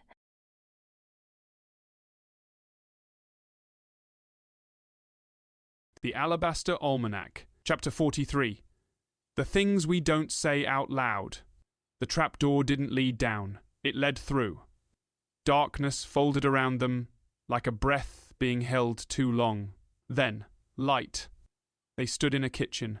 Not theirs. Not anyone's they recognized. White tiles stretched across the floor too clean, almost glowing, like something trying too hard to look normal. A faint smell of candied yams and exhaust fumes hung in the air. Sean blinked. "What is this?" Cora didn't answer. She couldn't, because her hands were trembling, hovering over her stomach. And now, it showed. Not just a curve, not just life growing. Symbols, carved, not deep, but deliberate. Etched across her pregnant belly like longitude and latitude marking something. Mapped, Sean staggered back. "No." His voice cracked. "No. No. No, what is that? What is that?" Cora swallowed hard. "I don't know." "You don't know? I didn't do this." The symbols shifted slightly. Almost breathing. Voss stepped closer, horrified and fascinated all at once. "It's a language," he whispered. "Or coordinates, or instructions." Sean shook his head violently. "No. No. We're not. This stays between us. You hear me?" He looked at Cora, desperate. "This stays between us." She nodded, tears in her eyes. "Okay." Across the room, Clothild floated. Again. But this time, it wasn't slow. She shot upward, through the ceiling. "Gone." "Clothild!" Dorothea shouted. Too late. Hours later, a report came in. Mayburing County. A woman found wandering a football field, barefoot, ranting, laughing, sobbing. wearing a wrinkled pantsuit over a zoot-suit vest for no apparent reason. Mentally disturbed, the officer said into his body cam. Possibly under the influence. Keeps talking about hexes and biospheres and panty swaps. I don't know. Clotilde stared straight into the camera. You ever hear fingernails on a chalkboard? She asked calmly. The officer blinked. Yes? That's what reality sounds like right now. Back in the kitchen. Chaos moved toward the window. Outside. Not a yard. A graveyard. Deep in the woods. He recognized it. Behind the chapel. Near the pond. How are we here? Merrick whispered. We're not, Janet said. We're connected. A sudden sound. A chair creaked. They turned. A man sat at the kitchen table. Still. Too still. A cigarette burned between his fingers. Smoke rising. Unbroken. But he was dead. Sean swallowed hard. Okay. I hate this room. Dorothea stepped forward. Eyes sharp. Don't touch nothing. Too late. Merrick bumped the table. And the man's head tilted slightly. Ash fell. But the cigarette kept burning. Outside. Movement. Figures near the graves. Something tied. Struggling. Is that? Chaos started. Someone tied to railroad tracks. But there were no tracks. Just the idea of them. Sacrifice. Voss whispered. Or performance, Janet added. Or both, Dorothea muttered. The air shifted again. A whisper. Everywhere. Banter. Marshland. Elbows. Assassin. Elders. Fragments. Like a podcast stuck between frequencies. Voices overlapping. Frothing with urgency. Cora doubled over suddenly. Sean caught her. What is it? She gasped. It's moving. The cymbals on her stomach pulsed. Chaos stepped closer. It's not hurting you, he said slowly. No, she whispered. But it's not mine either. Silence. Outside. The marshland shimmered. A bird flew overhead, but wrong. Too still. Too precise. A sex bird, Janet muttered absent-mindedly. Everyone looked at her. What? I don't name things. I just report them suddenly. A sound, like a whip. A crack through the air. The kitchen flickered. For a split second, they weren't in a house. They were somewhere else. A beauty parlor. Empty. Mirrors cracked. Hair on the floor. Then, back again. Something's testing environments, Voss said. Switching scenes. Why? Sean snapped. Chaos looked out toward the graveyard. To see what we react. Another flicker. A railroad. A marsh. A field. A room. Faster now. Switching. Testing. Evaluating. And then, stillness. The dead man in the chair finally dropped the cigarette. It hit the tile. Burned out. And in the silence that followed, a voice. Calm. Measured. You're adapting. From nowhere. From everywhere. But not fast enough. Chaos clenched his fists. Then stop playing games, he said. Show yourself. A pause. Then, soft laughter. Very well. The white tiles beneath them cracked, and from below, something began to rise. Not fast, but certain, and this time, it wasn't testing, it was arriving. To be continued.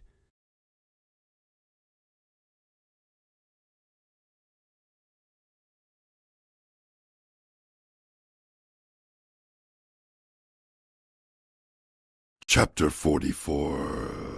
The snail who sang the map. The floor didn't just crack, it opened like a mouth. The white tiles split wide beneath them, revealing something below that wasn't earth, wasn't foundation, but a layered memory of places. A winding road, a grassy meadow, a crosstown train sliding through fog, a koi pond reflecting a sky that didn't exist anymore. Chaos grabbed Cora as the ground tilted. Hold on. Sean slipped, catching himself on a hanging piece of ripped fabric that peeled away like wet paper. Janet stretched, anchoring herself to the edges like glue, refusing to give up. Then they fell. Not fast, not slow, just inevitable. They landed softly, too softly. A velvet rope stretched across the space in front of them as if they had entered somewhere they were expected. Behind it, a room. No, a collection. A mannequin posed beside a Tiffany lamp. A coffin leaned against a wall of broken stained glass. A choir robe hung suspended in midair, swaying though there was no wind. "Okay," Sean whispered, "this is mind-boggling." The air smelled wrong. Cora froze. "That smell." Sean looked at her. "What smell?" "Our apartment," she said quietly. "Above the music store. That strange smell that's been emanating lately." Voss inhaled carefully. "Decay layered with sugar. Rock candy." Janet wrinkled her shifting face. "Like crepes left too long in a Crandall's candy store display case. Don't ruin crepes for me," Sean muttered. Chaos stepped forward. On the floor, a pair of Air Jordan. Clean. Just sitting there like they had been placed. "Those weren't here before," Merrick said. "They were always here."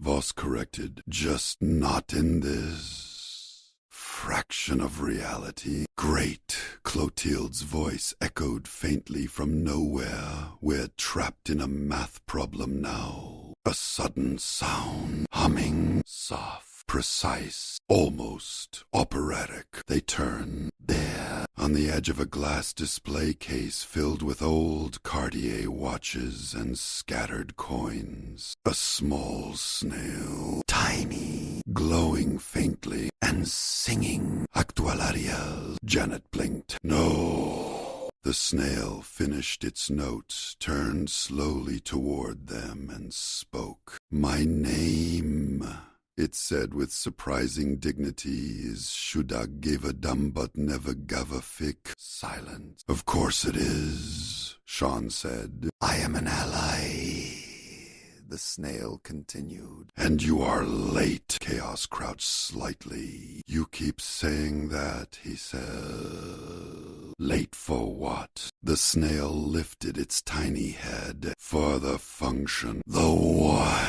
Merrick asked. "The function," the snail repeated. "Not the faction, not the fraction. The function, the purpose of all this." It gestured somehow with its small body. The room shifted. Suddenly, they were standing in Boomtown Billiards. A tournament in progress. Balls cracking, people cheering. A man yelling about Pete Rose like it mattered. The karaoke. A woman singing off-key. Bugs Bunny playing on a flickering screen behind her. Then, a dusty pickup truck. Glove compartment open. Inside, a tarp. A receipt. A small bag labeled Sriracha. Then, back to the room. "What is this?" Chaos demanded. The snail's voice softened. "Your town. Disassemble." "Why?"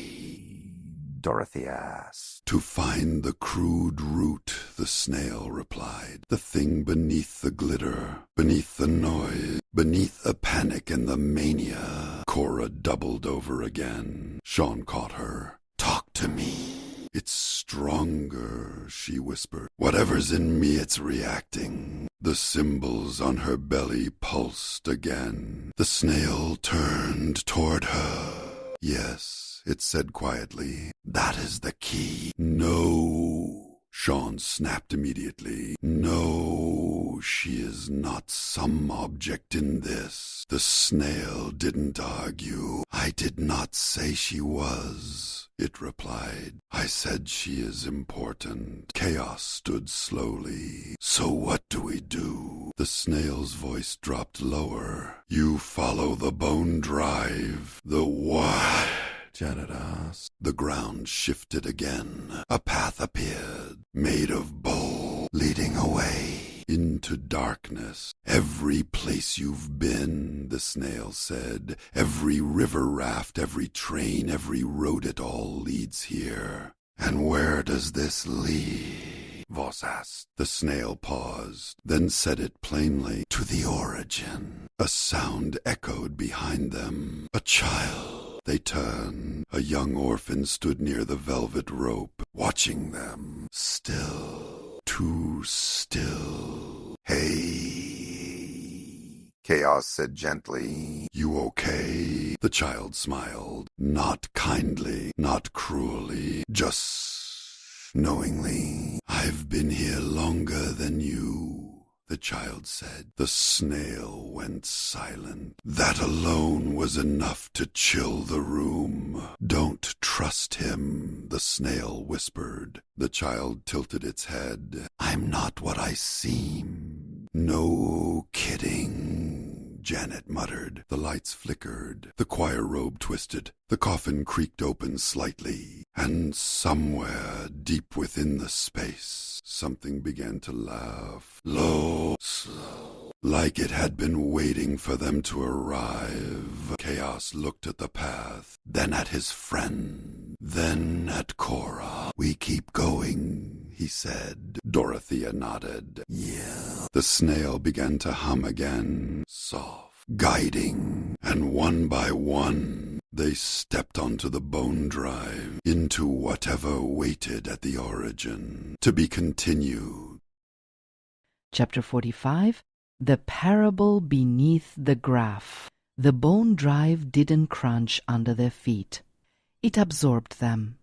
Each step sank slightly, like walking across something that remembered being alive. The air grew thick, heavy, like a brown-paneled office, where bad news is always delivered sitting down. Condolences, Janet muttered under her breath. No one died, Sean said. Janet looked at him. Give it a minute. The path widened. A room, not constructed. Arranged. A candelabra flickered beside a bench, old, worn, like it had witnessed too many confessions and not enough forgiveness. A brooch sat pinned to nothing. A roach crawled across a velvet surface that might have been velour or pleather or something pretending to be both. And at the center, a desk. Behind it, a man, pompadour, sharp, still. Welcome, he said, voice smooth as ragtime sliding across a warped record. My name is... Not important. Chaos didn't sit. Then why are you here? The man smiled. Reconnaissance. Voss stepped forward. You're studying us. Always have been, the man replied. Behind them, something moved. A marionette. Strings attached to nothing, yet dancing. Finger painting the air with invisible trails. Merrick shivered. I hate this. The man leaned back. You should. This is where the process begins. Process of what? Dorothea snapped. He gestured. The wall behind him shifted, revealing a graph, not numbers, not data. Events, the fire, the pond, the floating, the throne, Cora, all plotted. Every crime day, he said softly. Every choice, every deviation. Chaos clenched his jaw. You're tracking us like lab rats. The man chuckled. No, rats are predictable. A sudden noise outside the room. An engine. A 1992 teal-green storm-colored Astrovan rolled slowly past an opening that hadn't been there before. Behind it, a damaged early 90s grey Geo Metro sputtered, and parked crooked nearby, a pristine 1967 Stingray. None of it belonged. All of it did. What is this place? Sean whispered. Public tension, the man said simply. Broadcast internally. Like public television? Janet asked. Only no one can change the channel. From the corner, a voice, new. Y'all talk too much. They turned. On the floor, a small strip, 6 inches long, clear, with 3 pennies taped to her body. She stood upright. Name's Branchell, she said, voice direct, confident, a little dangerous. Silence. Of course it is, Sean muttered. Branchell tilted slightly. I been watching. Y'all slow. Dorothea crossed her arms. You got a better plan? Branchell didn't hesitate. Yeah. She pointed, not at the man, not at the graph, at Cora. Sean stepped in front of her immediately. No. Branchell didn't back down. You don't understand what she's carrying. I don't care, Sean snapped. Branchell's voice sharpened. You will. Cora winced. A faint dampness. Uncomfortable, unexplained, she shifted slightly, embarrassed, trying to ignore it. The symbols on her stomach brightened. The man behind the desk smiled wider. There it is, he said. Stimulation. Manipulation. Escalation. Dorothea stepped forward. All right. I've had enough of your vocabulary lesson. The room flickered. For a split second, they were in a confessional booth. A whisper. A struggle. A disturbing incident that no one fully saw but everyone felt. Then, back again. Sean grabbed his head. I'm about to have a nervous breakdown. Get in line, Clotilde's distant voice echoed faintly, like she was still drifting somewhere between counties and clarity. The man stood. You've reached the parable, he said. What parable? Chaos demanded. The wheat and the tares, he replied. The real and the imitation. The collateral? The marionette jerked violently, strings tightening. You think you can separate them? Chaos said. The man tilted his head. No, he said. I think you will. A sudden slam. A bench warrant pinned itself to the wall. Out of nowhere, stamped, final. Janet blinked. That feels targeted. Branchell moved. Quick, sliding across the floor, pennies clinking softly. You don't fight him head on, she said. You disrupt the pattern. How? Merrick asked. She pointed to the graph. Break it. Chaos stepped forward. The man didn't stop him. Didn't even move. Go ahead, he said. Chaos hesitated. Then punched it. The graph rippled. Not broken, but unstable. The room shifted again. Cornbread and milk spilled across the floor. Cajun music played somewhere distant. A crosstown bus roared past an opening that wasn't there. Someone weeping. Someone sleeping. Someone laughing too loud. The man's expression flickered. Just slightly. Exasperation. There it is, Janet whispered. He felt that. Chaos turned. We don't follow the graph, he said. We make our own. Branchell smiled. Now you're talking. The marionette snapped its strings. And, for the first time, the man took a step back, small, but real. The room trembled. The process. Interrupted. And somewhere beyond, something else noticed. Not the man, not the graph, but them. To be continued.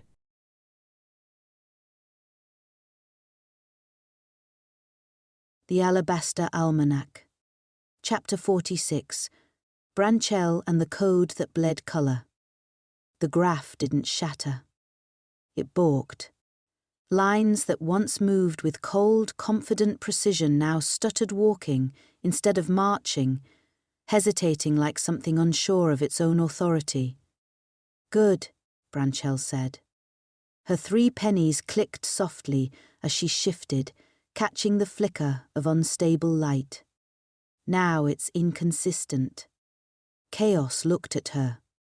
"You knew this would happen." "I knew it could," she corrected. Then, sharper. "But we don't have time to admire it." The room began to change again. Not violently. Not dramatically. Just wrong. Objects started moving. Not falling. Not flying. Moving. A mop slid across the floor on its own. A champagne glass tipped but didn't spill. A clump of something fabric maybe dragged itself toward the wall like it had a destination. "Okay," Sean said, backing up. "This is getting real uncomfortable." "You ain't seen uncomfortable yet," Dorothea muttered. From somewhere deep in the shifting structure, a sound. Low. Wet. A body hitting the ground. They turned. Gumbo. Not physically there, but there. Projected. On the wall. Convulsing. Back at the house. His real body thrashed. Eyes rolled back. Hands clawing at the air like he was rifling through something only he could see. "Automatic writing trance," Voss whispered. Again. Gumbo's hands slammed down. Over and over. Like a crankshaft trying to turn a dead engine. Then he began to write. Not words. Colours. Crimson. Blue. White. Yellow. Black. Numbers followed. Then letters.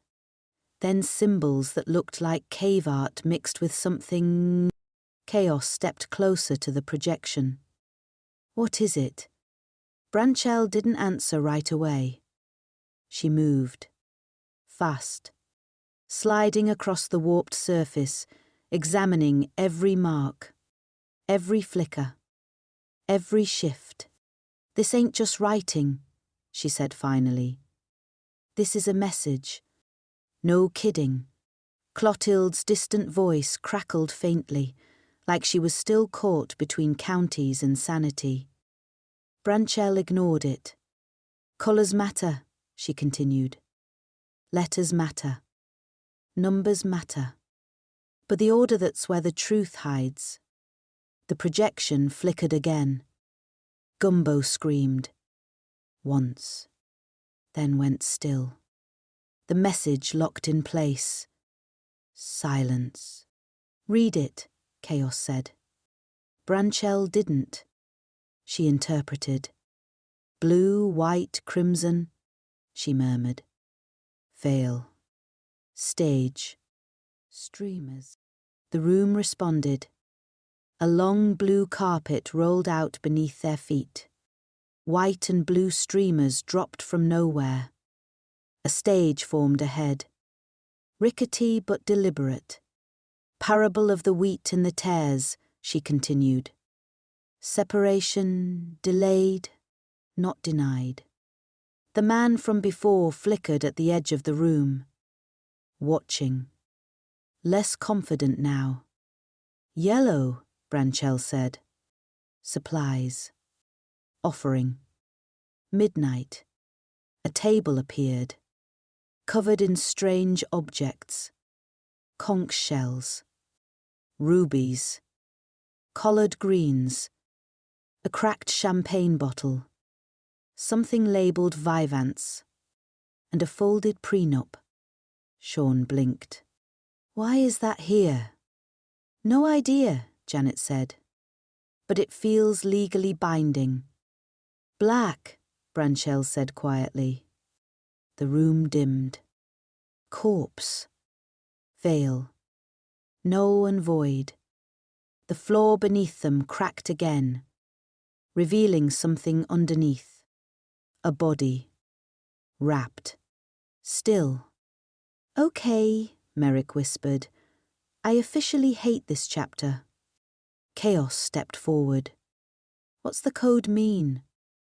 Branchell finally turned to him, and for the first time, she looked uncertain.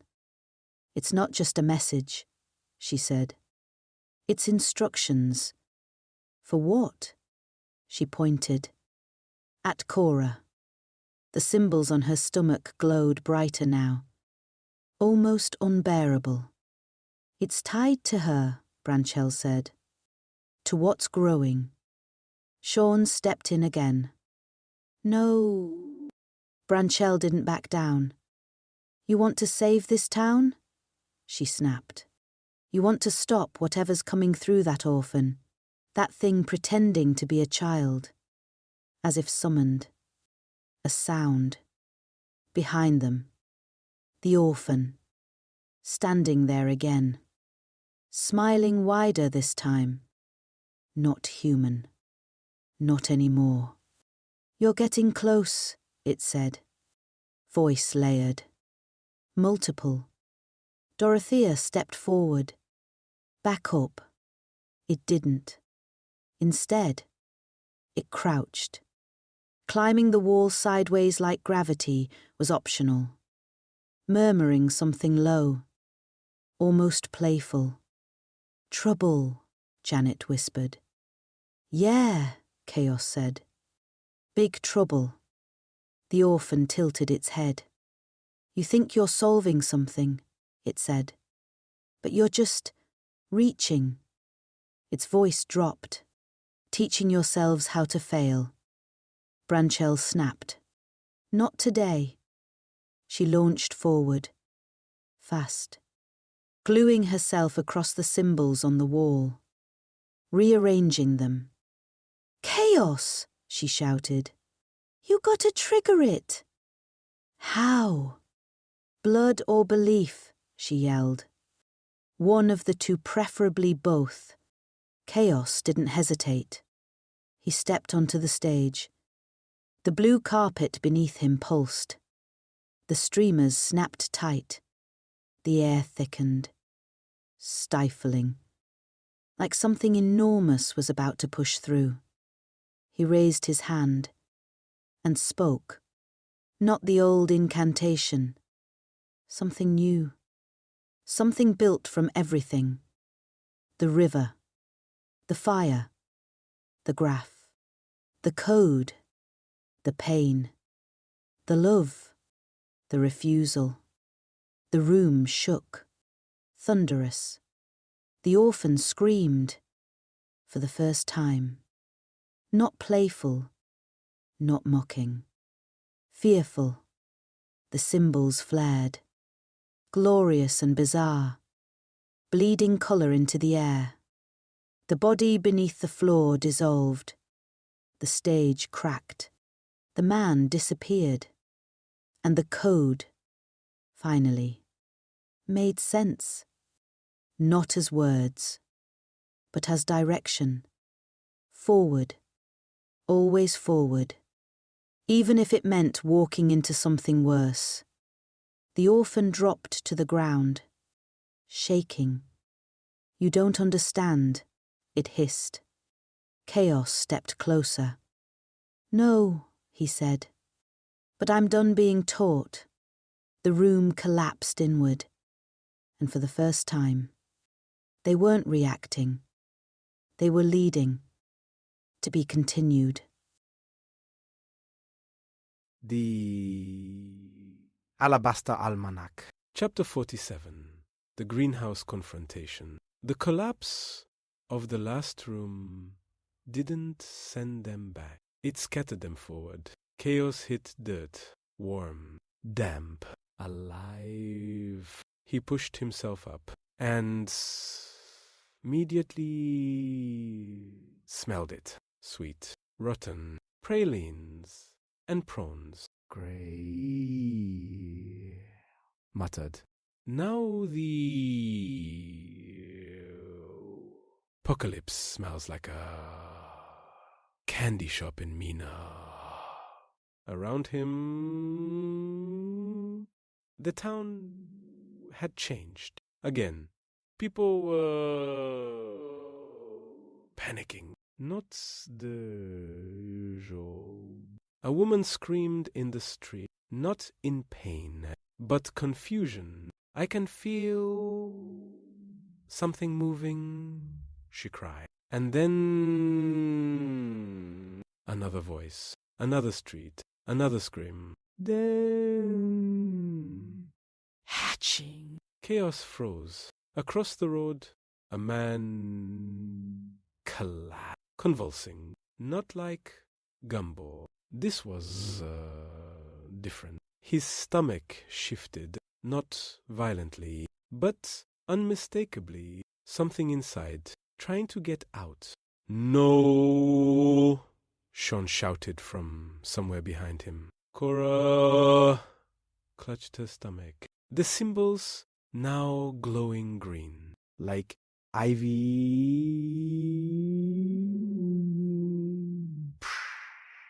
spreading on the skin.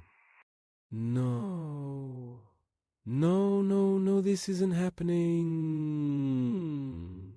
Sean said, voice breaking. Janet recoiled. Okay, that's new. I hate that. I hate that a lot. Voss whispered, horrified.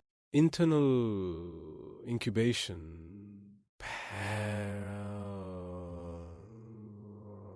Parasitic manifestation.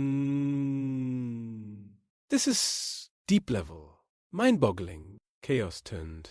Where's Clotilde? The greenhouse. The answer waited there. Behind the convent. Past the chapel. Past the causeway.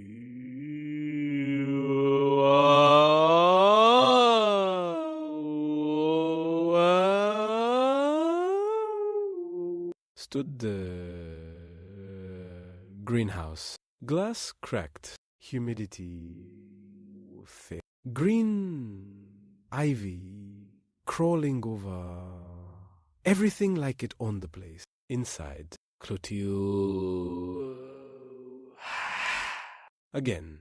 But this time, she wasn't just floating. She was battering the air, clattering, chattering, laughing, crying. Out! She screamed at no one. Get out of my head.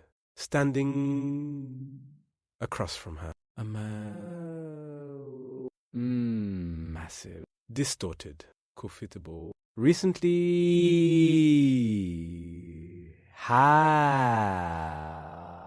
Quiet. Unassuming. Until now. His body was wrong. Not grotesque. Just rearranged in a way that made your brain hesitate. Like looking at something that shouldn't exist but did anyway. He held a pitchfork, not threatening, just present. You have come here, he said softly. Dorothea stepped in behind Chaos. Too late for that. Profitable tilted his head. They're hatching, he said. We noticed.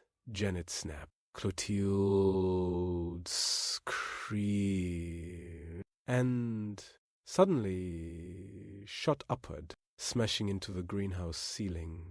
Glass raining down. Chaos ducked. What's happening?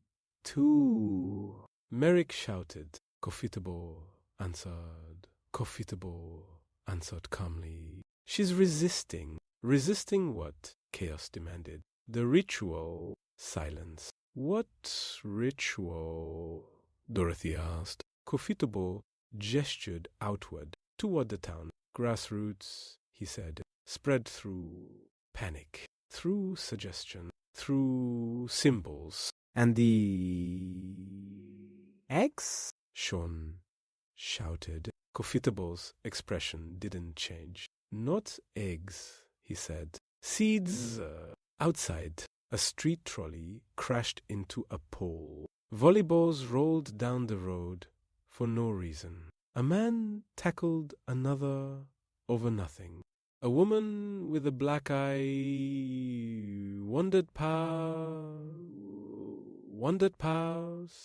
muttering about a crime dog and a lynch mob. Everything was unraveling. Inside, Clotilde dropped suddenly, landing, gasping. I swear. Dorothea rushed to her. What did you see, Clotilde? Terrified.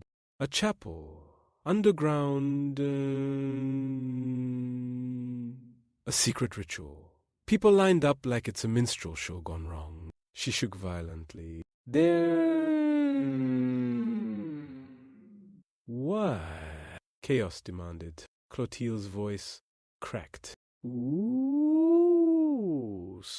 A sudden interruption. Ralph perched on a broken beam above them. Oh, good. We're at the...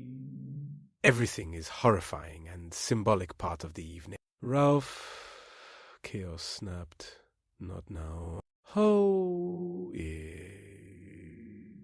it's absolutely now, Ralph said, puffing up. And while we're here, quick note if you ever run into Steve Urquhart, run. That man is a psychopath. I'm talking deep, calculating, suspenders-wearing chaos agent. Don't let the voice fool you. That's a man who knows exactly what he's doing.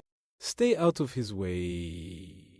Unless you want your entire existence reorganized into a catchphrase. Silent. What? Sean said. I've said my piece. And then everything broke. Cora screamed. Chaos turned. Too late. The symbols on her stomach flared. Violent. Unnatural. And then... gone. She collapsed. Sean caught her. No. Dorothea froze. Janet whispered. Oh. The air shifted, and like a ripple, it spread across town. People dropped, crying, screaming, clutching themselves. A wave, a reaction, a release. The seeds interrupted, not stopped, but disrupted. Profitable stepped back slowly. That wasnwasn't happen yet. Chaos stood. Fury rising. Then we're ahead of schedule. Outside, the town spiraled. Cold cuts scattered across a sidewalk. A traffic cone balanced on a mailbox. Someone yelled about Coldplay while holding a fruit basket. Another wandered past, mumbling home run. Oh, babe. The world wasn't ending. It was misfiring. Clotilde sat up slowly. We gotta stop it at the source, she said. Chaos nodded. The chapel. Dorothea helped Clotilde stand. Sean held Cora close. Shaken. Sealing to music, playing football and stuff. Seal. Janet looked at Profitable.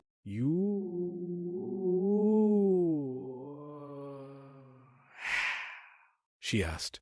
He hesitated, then nodded.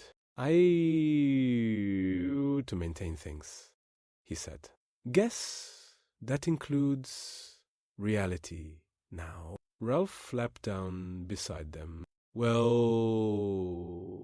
he said, this is officially worse than a migraine headache and a bad fiddle-faddle incident combined. Chaos looked toward the woods.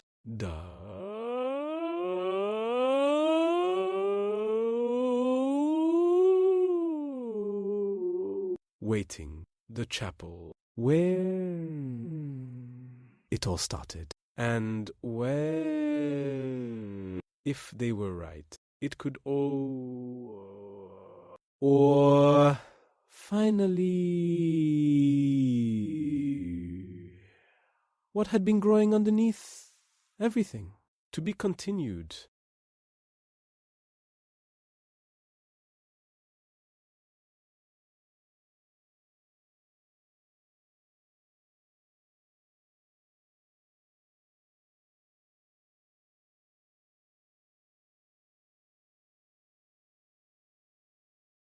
The Alabaster Almanac.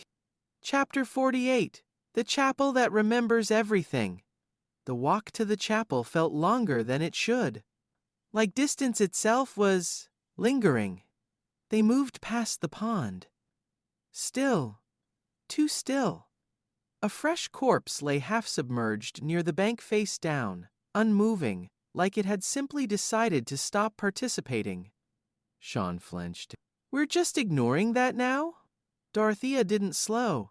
We don't have time to interrogate every badger hole we stumble into. Ralph flapped overhead. Speaking of interrogation, anybody want to hear Elvis's last words? No, everyone said at once. He cleared his throat anyway. In his final moments, Ralph began dramatically. He looked into the void and said, Ralph, Chaos warned, I regret nothing except the peanut butter banana sandwiches and possibly the karate phase. Silence. That's not accurate, Voss said. History is a suggestion, Ralph replied. Much like constipation. They reached the chapel. It hadn't changed. Which was worse? Boards still crooked. Paint still peeling. A place that should have collapsed years ago, but didn't like a catch-22 nailed into wood. Chaos pushed the door. It opened on its own. Inside. Dark. Then. Light. Candles lit themselves. A candelabra flickered. A teacup sat on the altar filled with something that shimmered like tears. This is it, Clotilde whispered. The air thickened. A roll call of voices echoed. Whispers layered over whispers. Knights of Columbus. Donation. Paperweight. Zookeeper. Fat camp. Brazen. Learned. Fasting. The words didn't make sense. Until they did. Memory fragments, Voss said. Everything that's ever happened here recorded. Janet dragged a tendril across the floor. Feels like a slimy trail of history. Appropriate, Sean muttered. A sudden flicker. A poster for Flashdance appeared on the wall. Next to it, a mouse, watching. Still. Okay. I really hate the decorating choices here, Merrick whispered. Then, they heard it. Soft. Beautiful. Singing. They turned. Another snail, smaller than the last, perched on a cracked pew, singing tiny, trembling areas. You've got to be kidding me, Sean said. I am not kidding, the snail said gently. My name is irrelevant. Of course it is, Janet said. I am here to remind you, the snail continued, that your real duty is to save your dream. Chaos frowned.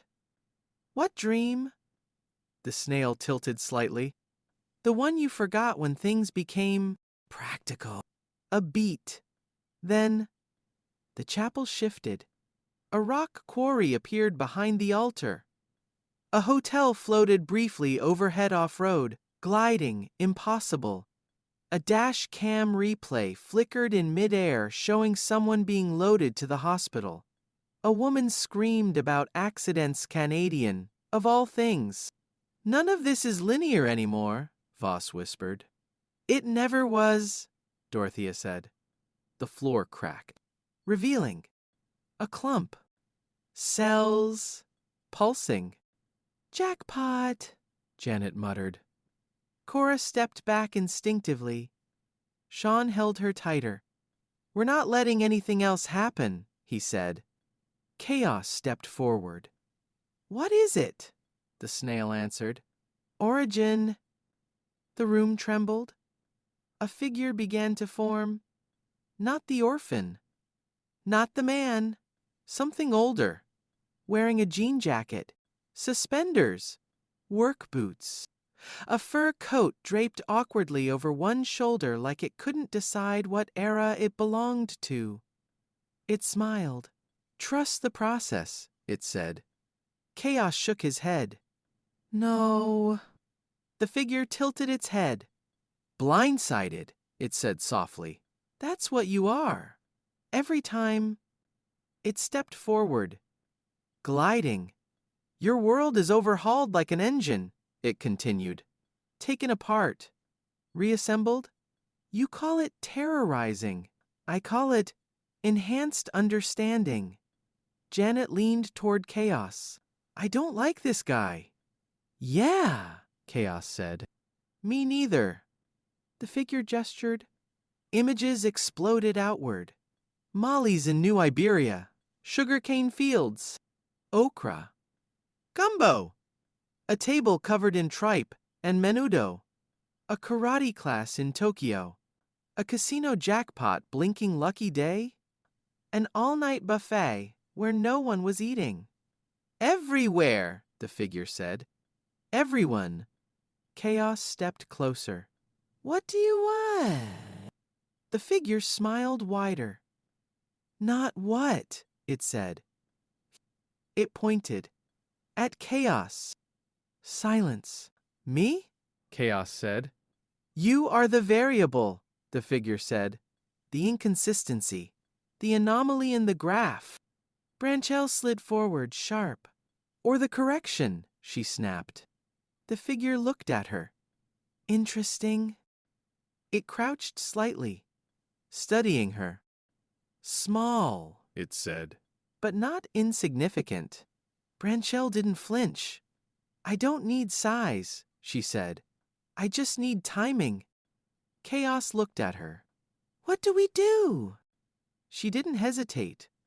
We don't fight it. A pause. We disengage it. How? Sean asked. Branchell pointed. At the clump of cells. At the source, she said. The figure's smile faltered. Just slightly. You don't understand what that is, it said. Chaos stepped forward anyway. Maybe not, he said. But I know what it's doing. He reached out. The moment his hand touched it, everything stopped. No sound. No movement. Just stillness. And in that stillness, a single thought. Not his. Not theirs. Choose. The chapel cracked. The candles blew out. And somewhere far away, Gumbo woke up screaming. To be continued.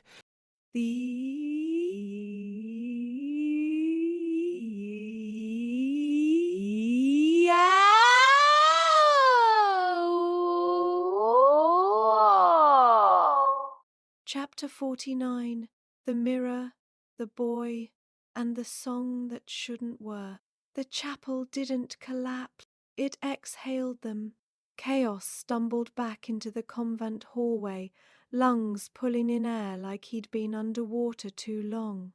Dorothea caught the wall. Gumbo, already moving. Mirror, he said. They didn't argue. The secret room. The door shut behind them on its own.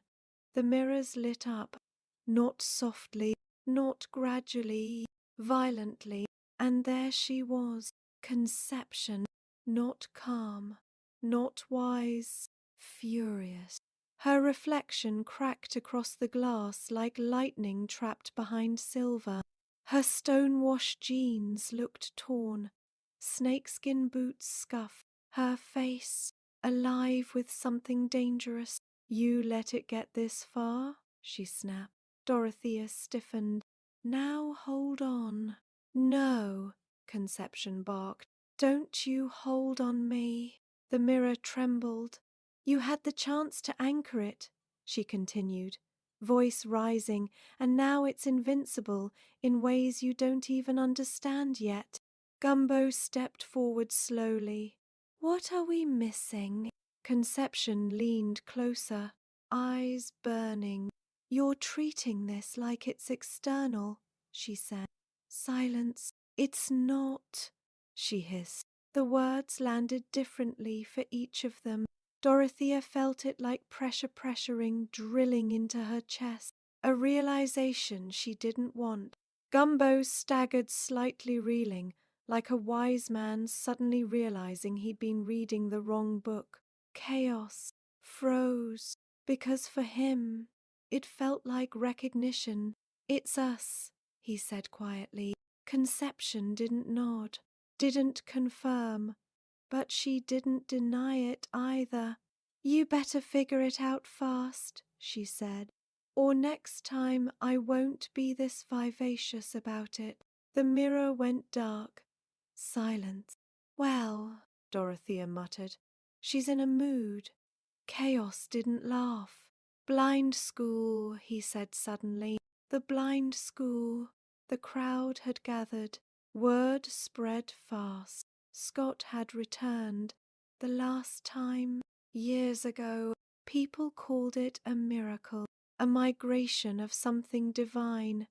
Others whispered darker things, Ku Klux Klan-level devotion, blind and dangerous. This time, people were cautious. The gymnasium smelled like croutons and cheap cleaning supplies. A stage had been set up. Streamers drooped. A foggy, hazy light filled the room like a mirage, trying to pass as reality. Janet stood near the wall. "This feels like bullshit," she muttered. "Shh," Merrick whispered. Scott was wheeled in. No arms, no legs, smiling, always smiling. Chaos froze. Something in him shifted. "I remember," he whispered. "Barely, but enough." Scott was placed center stage. The room went quiet. "Then," he sang, 3 notes. That's it. 3. Simple, pure. And the effect. Immediate. People softened, shoulders dropped, eyes closed.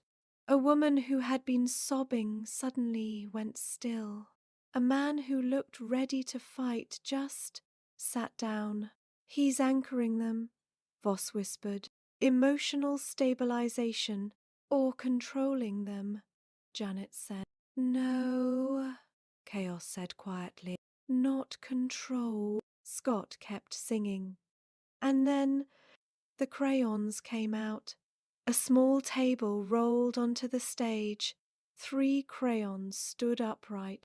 Burnt sienna, sea green, periwinkle, the crowd murmured. "Where's magenta?" someone whispered. "Replaced," Burnt sienna said calmly. Sea green stepped forward slightly. They spoke, one at a time. Burnt sienna. Janet Jackson knew how to pause. Interludes matter. The quiet between movement, that's where truth lives. Sea green. Rhythm isn't just sound. It's understanding. It's knowing when to hold, when to release. She understood that. Periwinkle. Interludes are migration, a transition, a vessel between identities. You are not who you were before the silent. Silence. That was weirdly profound, Sean muttered. Scott hummed again. And then it happened. A scream. Chaos turned. Too late. A Rottweiler lunged from the side of the gym, wild-eyed, foam at its mouth, straight at Merrick. Move! Chaos shouted. The dog hit him. Ard, knocking him down. Teeth snapping, Janet surged forward, stretching, wrapping, slimy, thick, pulling the animal away. It struggled, snarled, then stopped. Just stopped. Scott's song. The dog whimpered, then lay down. The room held its breath. Merrick sat up, shaking. I hate this town, he whispered. Chaos helped him up. You're right. But his voice was distant because he was looking at Scott, at the crayons, at the people. Calm now, too calm. This is part of it, he said quietly. Dorothea stepped beside him. What is? Chaos didn't look away. The reset above them, unseen. Something shifted, not gone, not defeated, just watching, waiting for the next interlude, to be continued. Chapter 50, The Midnight Offering and Amp the Disco Ball Reckoning. The calm didn't last. It never does. Scott's final note lingered in the gym like a held breath. People stood still, too still, like mannequins waiting for instructions. Chaos felt it first. A shift, subtle, like tactical hallucinations brushing the edge of reality. We're not done, he said. Dorothea exhaled. We ain't ever done. Outside, sirens. A press conference had formed out front of the blind school. Neon signs flickered where there hadn't been any before. A man shouted about insurance claims, crude oil spills, and a roadside fiasco on the way to the myrtle plantation. Why is that relevant? Sean muttered. It ain't, Clotilde said. Everything's just piling on. The road to the bar. They moved fast through swampland, past the boat ramp, toward the convent barn. Ralph flew overhead. All right, listen up, he announced. Water moccasins mean territorial, don't care about your feelings. Other snakes, slightly more polite, but all of them will ruin your day. Moral of the story, don't trust anything that slithers without legs and still gets places faster than you. Thank you, Merrick said. You're welcome. Educational segment complete. Behind the barn. They found it. A container. Glass. Straight inside. Dripping blood. Not fresh. Not old. Just continuous. Midnight Offering, Voss whispered. And something worse, Janet added. Because nearby, a discovery. Pickled. Human feet floating. Preserve.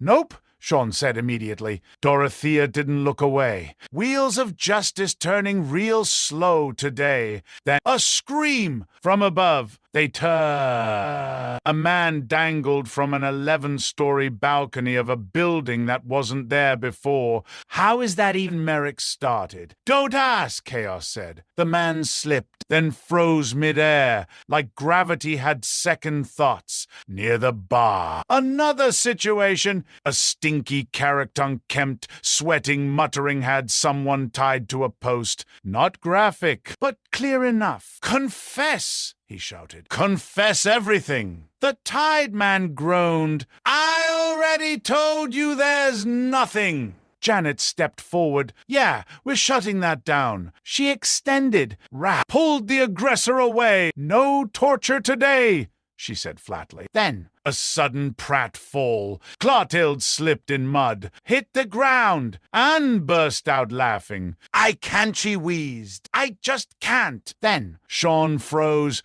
Oh, no! Everyone turned. Oh! no, why? Dorothea asked. Sean looked down. That happened. Silence. Then Janet started laughing, then Clotilde, then even Dorothea cracked. Sean stood there, mortified. But then, okay, it's kind of funny, he admitted. Relief broke the tension.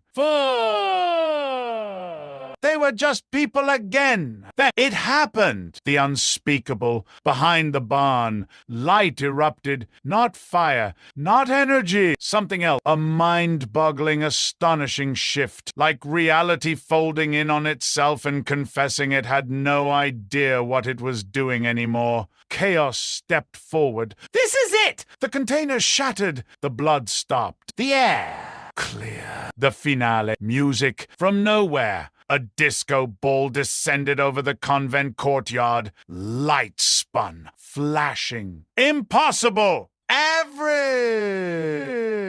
Showed up. Scott humming, Ralph shouting, Janet shimmering, Anna glowing, Branchell gleaming, even Cofitable swaying awkwardly. Someone yelled, Cracker Barrel's catering! No, it ain't. Then who brought the monster crepes and banana pudding? Don't question blessings, Ralph shouted. People danced. Winsome. Why? Free. Even the man from the balcony landed safely and joined in. A woman shouted Aruba baby for no reason. Someone else yelled, Vince Vaughn would love this. Chaos stood in the center, watching, understanding something quiet. Not everything gets fixed. Not everything makes sense. But sometimes you survive the storm, and you get a night like this. Dorothea handed him a drink. What now? She asked. Chaos smiled faintly. Now he looked around at the laughter, the music, the strange, beautiful mess of it all. We breathe above them. The sky stayed closed for once, and that was enough. To be continued